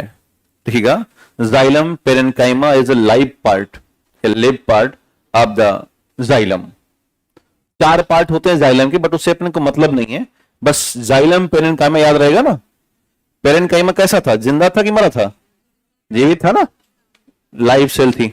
तो वैसे ये भी ध्यान देना कि ब्रैकेट में कि 98% जाइलम कैसा है? डेड है, बट अप्रोक्सीमेट 1 या 2% of the xylem is live part और नोन एज जाइलम पेरेनकाइमा। कोई दिक्कत नहीं किसी को?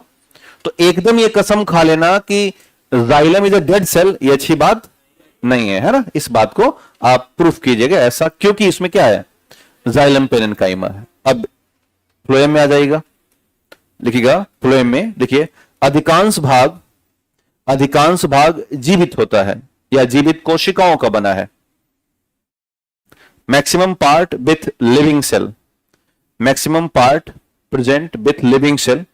अधिकांश भाग जीवित कोशिकाओं का है, maximum part present with living cell. और वही same percentage 98, approximate 98%, approximate 98%, approximate 98। तो अब अधिकांश तो कुछ तो मरा होगा। अब वो है फ्लोएम फाइबर। क्या है?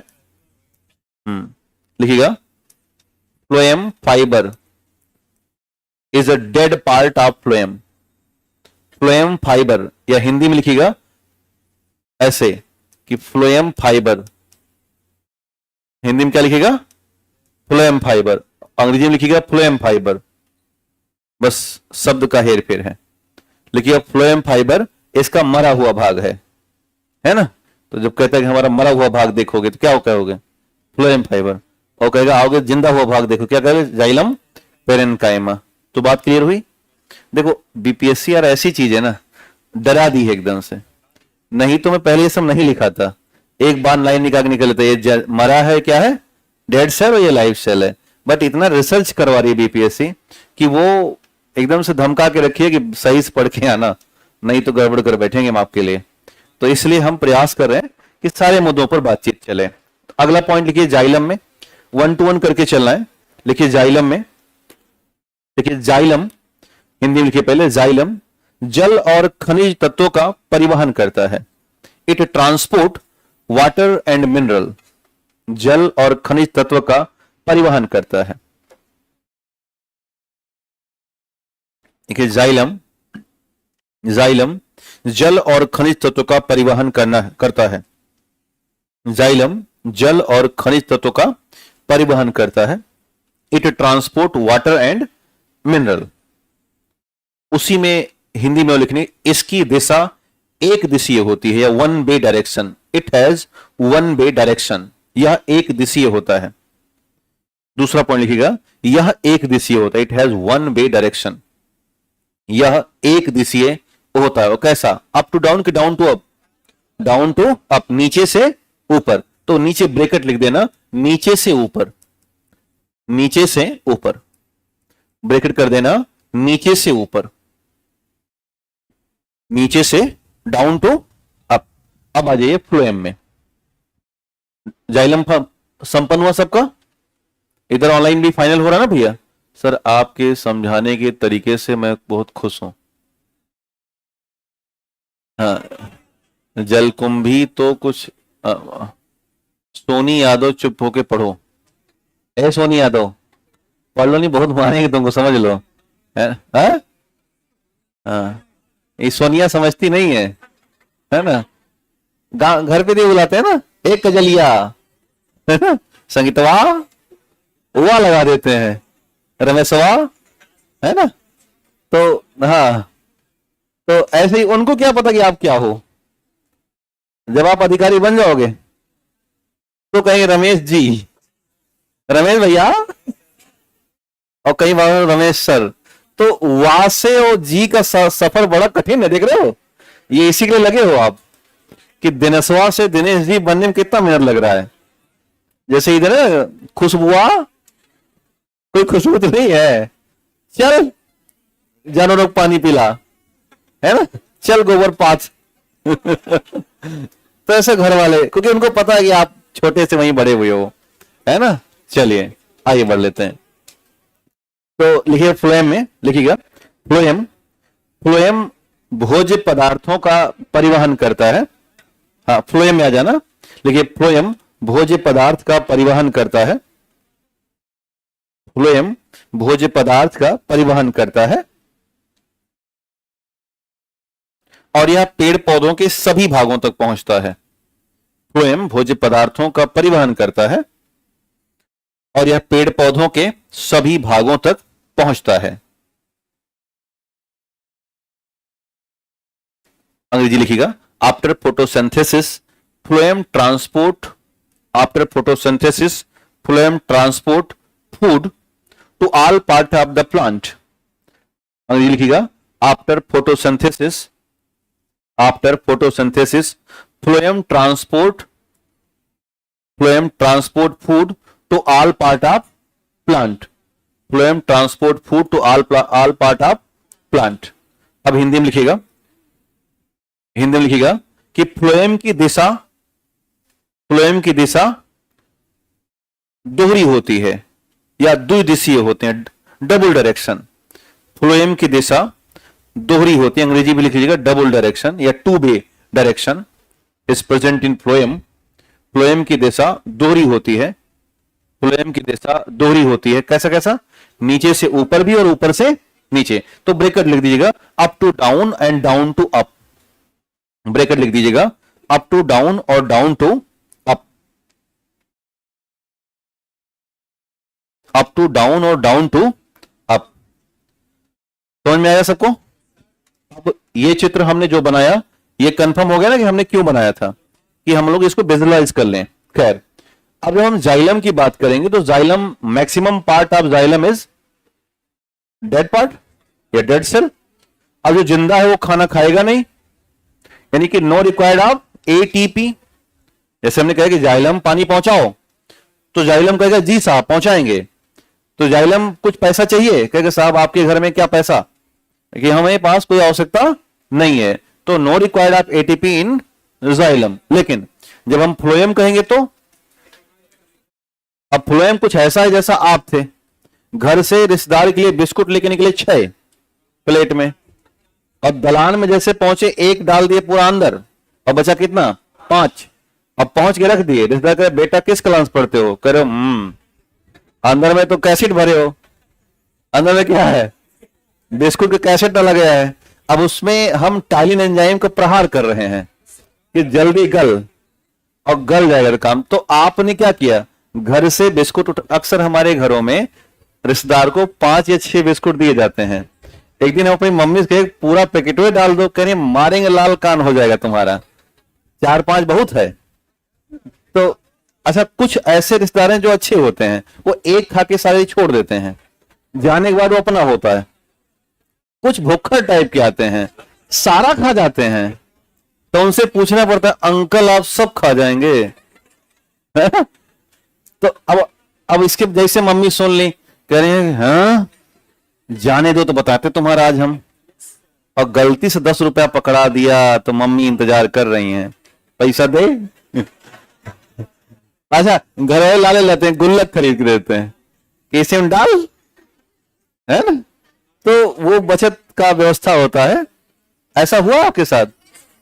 पैसा छिनाया है कि जैसे मान लो मौसी आई, 50 रुपए पकड़ाई, जाने के बाद यहाँ पैसा दे, है?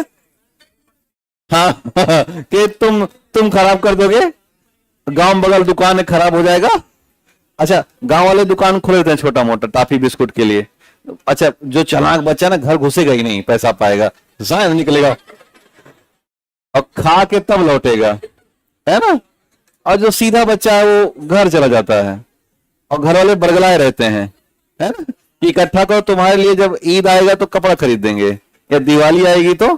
हाँ, हम घर वालों से कहे कि हमें साइकिल दिला दो, वो आती है सर 20 इंची 22 इंची, कौन सी 20 इंची वाली लाल। अच्छा, स्कूल में अपने बता दिए कि इस तारीख को हमारी साइकिल आ रही है, हल्ला हो गया पूरे स्कूल में कि इनकी साइकिल आ जाएगी। अब घर कोई चू नहीं कर रहा है साइकिल के नाम पे। 190 रुपए हम इकट्ठा किए थे, और तब साइकिल थी 1300 की, तो काफी दूर थे अभी, है ना? तो मम्मी से कह रही कि अब बहुत हुआ, 1 महीना क्रॉस कर गई है डेट, अब हम खाना बंद कर देंगे। तो बाहर जब बताया तो कोई रिस्पॉन्स ही नहीं आया। बाहर भी बता क्या है खाना वाना बंद हो जाएगा, साइकिल दे दो। तो मम्मी से कह कि अब दिला दो, साइकिल बहुत हो गया। तो मम्मी शायद 500 रुपए रखी थी, तो 500 वो 190 हमारा कितना हो गया 690, अभी भी कम पड़ रहे थे, है ना? तो जाके ये लोग साइकिल दिलाए। अच्छा, उसी दिन हमारे गांव के लड़का वो साइकिल ले रहा था, तो साइकिल दिलाया, तो हमसे बोला कि शर्त लगाओगे तेज चलाने का, हमसे चला गए, और इतना तेज चलाया कि आके दरवाजे पर लड़ गए।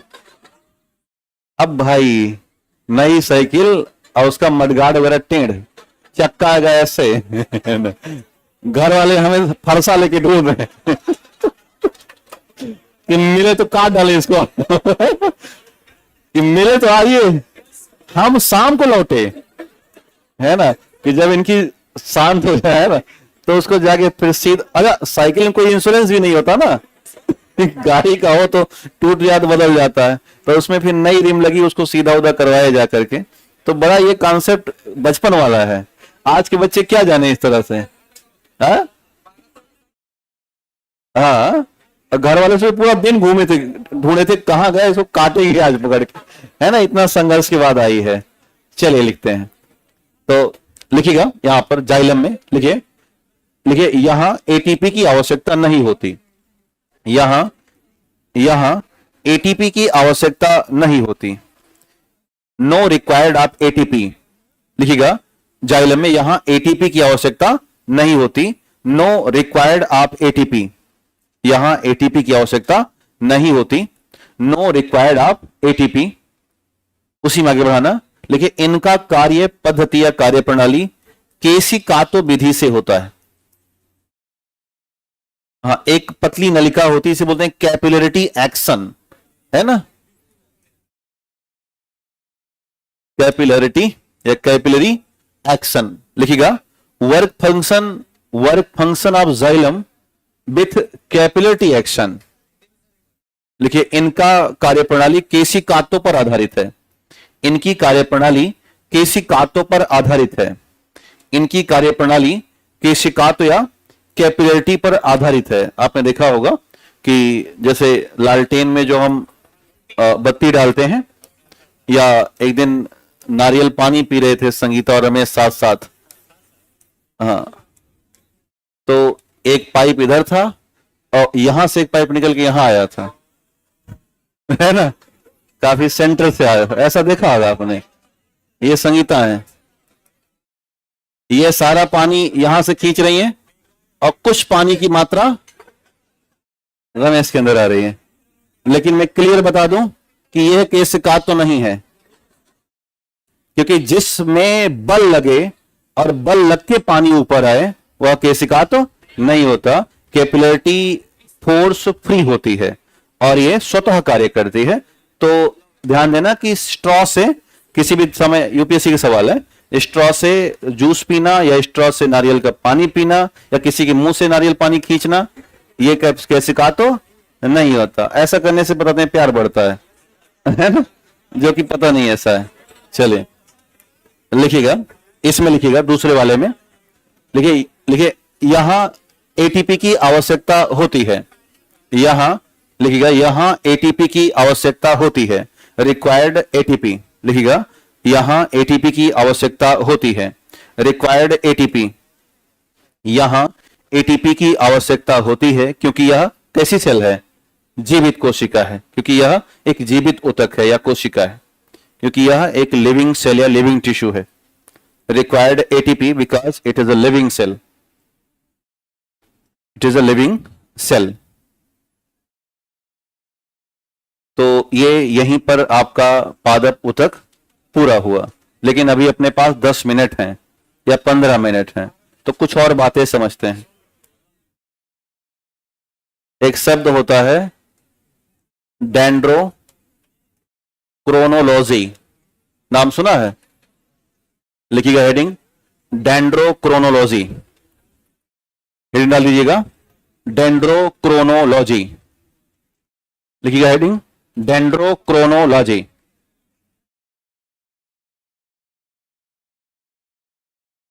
डेंड्रोक्रोनोलॉजी। तो ये जो डेंड्रोक्रोनोलॉजी है, आपने देखा होगा कि पेड़ जब कटते हैं तो उन पेड़ में इस तरह से एनुअल रिंग बनते हैं, जिसे हम वार्षिक बलय, क्या बोलेंगे, वार्षिक बलय। अंग्रेजी ये चित्र बनाए नीचे, उसके फिगर बनाइएगा। हाँ, एनुअल रिंग। हाँ, हिंदी होगा डेंड्रोक्रोनोलॉजी।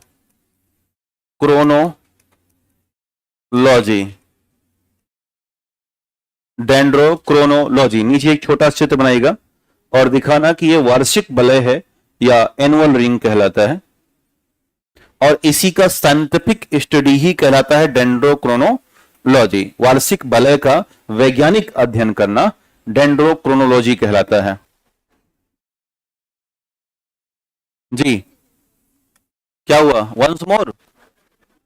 हाँ कर रहे हैं, कई बार मोर मोर करेंगे। अभी चित्र बना लीजिए, फिर बताते हैं। लिखिएगा हिंदी में, अब चित्र बन गया ना, लिखिए हिंदी में, लिखिए वार्षिक बलय का वैज्ञानिक अध्ययन करना, वार्षिक बलय का वैज्ञानिक अध्ययन करना, वार्षिक बलय का वैज्ञानिक अध्ययन करना डेंड्रोक्रोनोलॉजी कहलाता है। वार्षिक बलय का scientific study of the annual ring is known as dendrochronology. वार्षिक बलय का वैज्ञानिक अध्ययन करना, वार्षिक बलय का वैज्ञानिक अध्ययन करना, वार्षिक बलय का वैज्ञानिक अध्ययन करना डेंड्रोक्रोनोलॉजी कहलाता है, नोन एज डेंड्रोक्रोनोलॉजी। लाइन बदल के लिखिएगा, फिर से हिंदी बोलें, वही तो बोल रहे हैं इंग्लिश में ही। The study of annual ring, scientific study of annual ring known as dendrochronology. वैज्ञानिक विधि से हम उसका अध्ययन कर रहे हैं। Scientific study of the annual ring is known as dendrochronology. नई लाइन से लिखिएगा, लिखिए, नई कोशिकाएं, नई कोशिकाएं पादप में लगातार बन रही होती हैं। नई कोशिकाएं पादप में लगातार बन रही होती हैं और ठंड के महीने में, यानी कि ठंडी के महीने में, और ठंड के महीने में इन कोशिकाओं में पानी की कमी हो जाती है। ठंड के महीने में इन कोशिकाओं में पानी की कमी हो जाती है। ठंड के महीने में इन कोशिकाओं में पानी की कमी हो जाती है और यह गहरे भूरे रंग के वलय ऊतक में बदल जाते हैं। और यह गहरे भूरे रंग के वलय ऊतक में बदल जाते हैं। यह गहरे भूरे रंग के वलय में बदल जाती हैं। गहरे भूरे रंग के वलय ऊतक में बदल जाती हैं। अंग्रेजी भाषा में लिखिएगा। देखिए, new cell are formed continuously in plant. New cells are formed continuously in plant. New cells are formed continuously in plant. But in winter session, availability of water. But in winter session, लिखिए, but in winter session, availability of water in plant cell is decreasing. But in winter session, availability of water in plant cell is decreasing. Due to reason, dark color tissue ring is formed. Due to reason, dark color tissue ring is formed. Due to reason, dark color tissue ring is formed. Due to reason, dark color tissue ring is formed, which is known as annual ring. Which is known as annual ring, जिसे वार्षिक वलय कहा जाता है। हिंदी में आगे बढ़ा लेना, जिसे ही वार्षिक वलय कहा जाता है। जिसे ही वार्षिक वलय कहा जाता है। जिसे ही वार्षिक वलय कहा जाता है। जिसे ही, हमने कहा, फिर से ध्यान देना कि प्रत्येक समय कोशिकाओं में विभाजन होता है और नई कोशिकाएं बनती हैं, और ये हमेशा होगा, चाहे ठंडी हो, गर्मी हो या बरसात हो। लेकिन साल भर में एक सीजन आता है, वो है विंटर सीजन। और जब विंटर सीजन आएगा तो ऐसी स्थिति में पानी की कमी होगी सेल्स के अंदर, और जब पानी कमी होती है तो एक लेयर बन जाती है, कलरफुल गहरी लेयर। और हर साल ऐसा होता है, और हर साल एक लेयर बनती जाती है। और जब हर साल लेयर बनती जाएगी, ये लेयर एक साल बनी, अगले साल उसके ऊपर, अगले साल उसके ऊपर, तो यही जब हम पेड़ काटते हैं तो गिन लेते हैं 1 2 3 4 5 6 7। तो जितने साल का पेड़ होगा 98% सही रहता है कि वो उतनी लेयर बना लेता है। लेकिन ये लेयर ऐसे जगहों पर नहीं देखी जाती जो सी सोर्स एरिया होती हैं, यानी कि जो समुद्र तटीय प्लांट्स होते हैं, उनमें ये वार्षिक वलय बहुत ज्यादा क्लियर नहीं दिखते। तो नीचे एक नोट डाल दीजिएगा, समुद्र तटीय पौधों में, समुद्र तटीय प्लांट्स में वार्षिक वलय अस्पष्ट नहीं दिखते। समुद्र तटीय पौधों में वार्षिक वलय अस्पष्ट नहीं दिखते। लिखिए, plant present C source area, plant present C source area with absence of annual ring, with absence of annual ring, with absence of annual ring, with absence of annual ring। अब एक चित्र थोड़ा सा ध्यान दीजिएगा। अगर हम एक पेड़ को, एनुअल रिंग समझ में आ गया ना, कि हर साल पानी कमी होगी, हर साल क्या बनेगा, एक कलर बन जाएगा, और वही रिंग गिन के हम एनुअल रिंग बना देते हैं, और इसको बोलते हैं डेंड्रोक्रोनोलॉजी। अगर हम एक पेड़ काट लेते हैं इस तरह से, तो ये पेड़ का बिल्कुल केंद्र है, और इस केंद्र के कुछ हिस्सों तक औसतन अगर हम इतनी बात करें, इतना, तो ये काफी ज्यादा कठोर माना जाता है, और ये काफी कलर्ड होता है ना। और इस हिस्से को हम बोलते हैं हार्ड वुड। क्या बोलेंगे, हार्ड वुड। और इसी हार्ड वुड के ठीक बगल से अब हमें रिंग मिलने शुरू हो जाते हैं, वार्षिक वलय। ऐसे ये कहलाते हैं एनुअल रिंग। बहुत ध्यान से समझना। अब थोड़ा और आगे बढ़ेंगे जब हम, तो हमें एक और हिस्सा दिखता है, और ये भी है एक ऐसा हिस्सा जो है तो वुड लेकिन उतना हार्ड नहीं है, इसे सैप वुड बोलते हैं। क्या बोलते हैं? सैप वुड के तौर पर जाना जाता है। तो ये हिस्सा हो गया सैप वुड। तो इतना बनाना कॉपी में बन जाएगा। हाँ, तो सबसे कोर वाला हिस्सा हार्ड वुड, उसके बाद से क्या शुरू हुआ? एनुअल रिंग, और सबसे आउटर पार्ट आप जो वुड है वो सैप वुड कहलाएगा।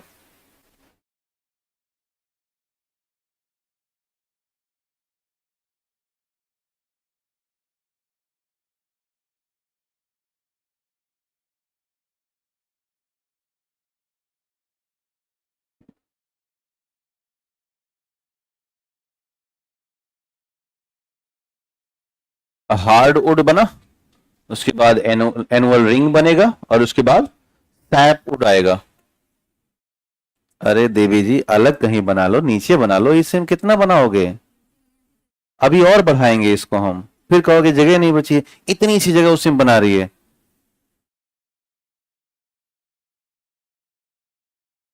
महंगाई बढ़ा हुआ है ना? पन्ना बचा रही लड़की। यहां तक आ गए? अब ध्यान देना, इस एनुअल रिंग से लेकर के और इस सैप वुड तक हर पॉइंट पर मौजूद है जाइलम। क्या मौजूद है? जाइलम। आपके मन में सवाल पता नहीं आया कि नहीं आया कि जाइलम है कहां?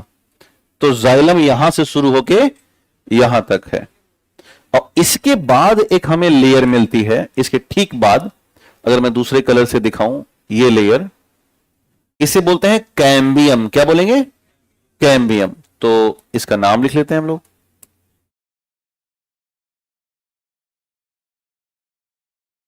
कैम्बियम।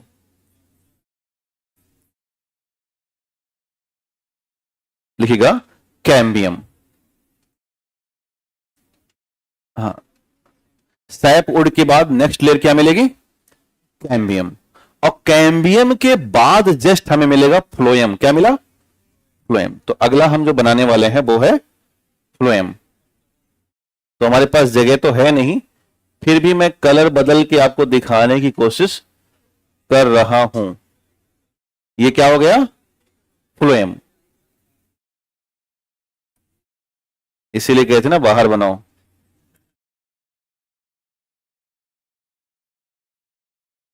अब फ्लोएम के बाद जो आउटर लेयर है यह है बार्क, यानी छाल। तो हिंदी में देखना, यह है वार्षिक वलय। यही आपसे क्रम पूछेगा, ध्यान देना। वार्षिक वलय, यह है कठोर भाग, इसे कहते हैं मुलायम भाग। ये कैम्बियन एक पतली झिल्ली है, पतली कैम्बियन परत है ये।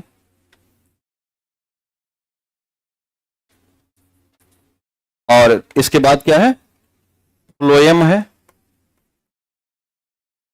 और इसके बाद है ये छाल। इसीलिए जब किसी की छाल उखाड़ लेते हो तो फ्लोएम बर्बाद कर देते हो। जाइलम पर को बर्बाद करने की क्षमता मनुष्य में नहीं है। किसे बर्बाद करता है वो? फ्लोएम को। अगर से पूछा किसी पेड़ पर चोट पहुंचाई जाए तो सबसे पहले जाइलम की फ्लोएम? सबसे पहले फ्लोएम। तो ये बीपीएससी की डिमांड है कि इतना जानकारी रखो आप। केवल इतने से काम ना बनने वाला अब कि जाइलम जल्ट होता है, फ्लोएम फल्ड होता है। पहले तो यही याद कर लेता था ना, बट डिमांड चेंज हुई है।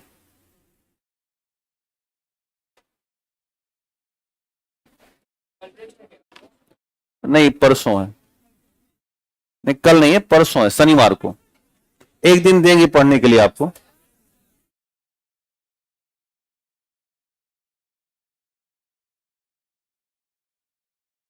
शनिवार को 11 बजे से है। बन गया? ये याद हो जाएगा। हाँ जी, क्या कह रहे हैं? कल नहीं है, परसों है, परसों। लिखिएगा हेडिंग टिश्यू कल्चर। बंद कर ली का? बहुत मार मारेंगे समझ लेना, है ना? यही दौड़ा दौड़ा मारेंगे सड़क पे। लिखो हेडिंग। हाँ, ये क्रम याद रहेगा ना? हाँ, याद रखना सबसे नंबर 1 पे क्या है? हार्ड, नहीं एनुअल कहां है? हार्ड। उसके बाद क्या है? एनुअल। इसको ऐसे बना लो, दोबारा बना लो। और एनुअल के बाद क्या है? सैप। और सैप के बाद क्या है? कैम्बियम। और कैम्बियम के बाद फ्लोएम। और सबसे लास्ट में बार्क। और इन तीनों को मिला के क्या लिखा आपने? जाइलम। मतलब मिला के नहीं है, जाइलम उसी के अंदर है, ये ध्यान देना। ऐसा मत समझना कि तीनों मिलके जाइलम बनते हैं। जाइलम उसी के अंदर में रेशेदार रचना में है। जाइलम उसी के अंदर में रेशेदार रचना में है।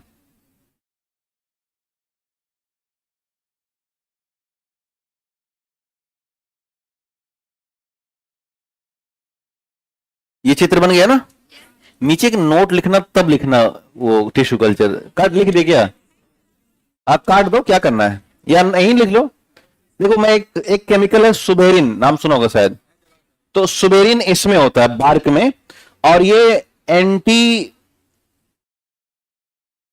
फ्लैमेबल होता है, हमने एक पढ़ा है ना अभी, लिग्निन। तो वैसे इसका अपोजिट है सुबेरिन। तो बताना चाह रहा हूं, लिखिएगा। छाल में सुबेरिन नामक रसायन होता है। छाल में सुबेरिन, SUBERIN, सुबेरिन। छाल में सुबेरिन नामक रसायन होता है जो कि वाटर एंड फायर रेजिस्टेंस क्षमता विकसित करता है। Water and fire resistance power, जो कि वाटर और फायर रेजिस्टेंस क्षमता उत्पन्न करता है। अंग्रेजी में लिखिएगा, लिखिए suberin chemical found in plant bark. Suberin chemical SUBERIN, suberin chemical found in plant bark which provide water and fire resistance quality, which provide water and fire resistance quality, which, फिर से लिखिएगा, हिंदी की अंग्रेजी? हिंदी में लिखिएगा। पेड़ पौधों की छाल में, भाई एक ही बोल पाएंगे ना एक बार में, दो लोग डिमांड करो, एक वेट कर लो थोड़ा सा। हिंदी में देखना, देखिए पेड़ पौधों की छाल में सुबेरिन नामक रसायन पाया जाता है जो कि इन्हें जलरोधी और अग्निरोधी बनाता है। जलरोधी और अग्निरोधी बनाता है। अंग्रेजी में लिखिएगा, देखिए suberin chemical found in plant bark, suberin chemical found in plant bark which is water and fire resistance, which is water and fire resistance, जो कि जलरोधी और अग्निरोधी है। मैंने इसलिए बताया क्योंकि हमने क्या पढ़ा इससे पहले, लिग्निन। तो लिग्निन कैसा है? हाई फ्लेमेबल है, वो जला देता है और ये जलने से बचा लेता है। समझ में आ गया? अब लिखिएगा टिश्यू कल्चर, हिंदी बोलते हैं ऊतक संवर्धन। नेक्स्ट लिखिएगा टिश्यू कल्चर या ऊतक संवर्धन। ऊतक संवर्धन, हाँ नेक्स्ट टॉपिक है, लास्ट टॉपिक है ये। टिश्यू कल्चर या, बस छोटा सा है, टिश्यू कल्चर या ऊतक संवर्धन। तो जैसे हम लोगों ने बताया था कि सोमैटिक सेल लेकर के प्रिजर्व कर लेते हैं, है ना, वही सेम तरीका है कि हम प्लांट्स के टिश्यूज लेते हैं और उस टिश्यू का इस्तेमाल करके जल्दी और ज्यादा गुणवत्ता के नए प्लांट्स बनाते हैं। यानी कि एक तरीके से asexual reproduction process in plant is called as tissue culture. तो लिखिएगा, यह पेड़ पौधों में अलैंगिक प्रजनन की व्यवस्था है। हिंदी में लिखिएगा, यह पेड़ पौधों में अलैंगिक प्रजनन की व्यवस्था है। लिखिएगा, it is asexual reproduction process in plant. यह पेड़ पौधों में अलैंगिक प्रजनन, इसे बोलते हैं एसेक्सुअल रिप्रोडक्शन प्रोसेस। अलैंगिक प्रजनन या asexual reproduction process in plant, यह एक प्रकार की अलैंगिक प्रजनन की व्यवस्था है। यह एक प्रकार की अलैंगिक प्रजनन की व्यवस्था है या asexual reproduction process in plant. Hindi में लिखिएगा, इसमें पादप के ऊतक को, इसमें पादप के ऊतक को लेकर, इसमें पादप के ऊतक को लेकर, इसमें पादप के ऊतक को लेकर प्रयोगशाला में ऑक्सिन हार्मोन की मौजूदगी में, पादप के ऊतक को लेकर प्रयोगशाला में ऑक्सिन हार्मोन की मौजूदगी में, इसमें पादप ऊतक को लेकर प्रयोगशाला में ऑक्सिन हार्मोन की मौजूदगी में नए कोशिकाएं और प्लांट बनाए जाते हैं, नई कोशिकाएं और नए पौधे बनाए जाते हैं, नई कोशिकाएं और नए पौधे बनाए जाते हैं। अंग्रेजी में लिखिएगा, in tissue culture new cell or new plants are formed. In tissue culture, new cell or new plants are formed with plant tissue and auxin hormone, with plant tissue and auxin hormone, with plant tissue and auxin hormone in laboratory,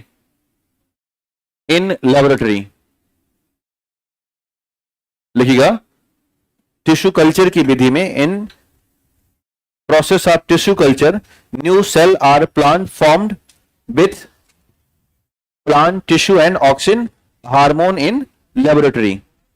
तो ये समझ में आ गया? हम प्रयोगशाला में जाएंगे, क्या निकालेंगे? प्लांट्स का टिश्यू निकालेंगे और ऑक्सिन हार्मोन, एक ये ग्रोथ एंड डेवलपमेंट हार्मोन होता है, उसे इस्तेमाल करके लैब में क्या करेंगे? नए पौधे या नई सेल बना लेंगे। ये क्या कहलाता है? टिश्यू कल्चर कहलाता है। तो यहीं पर आपका टॉपिक समाप्त हुआ।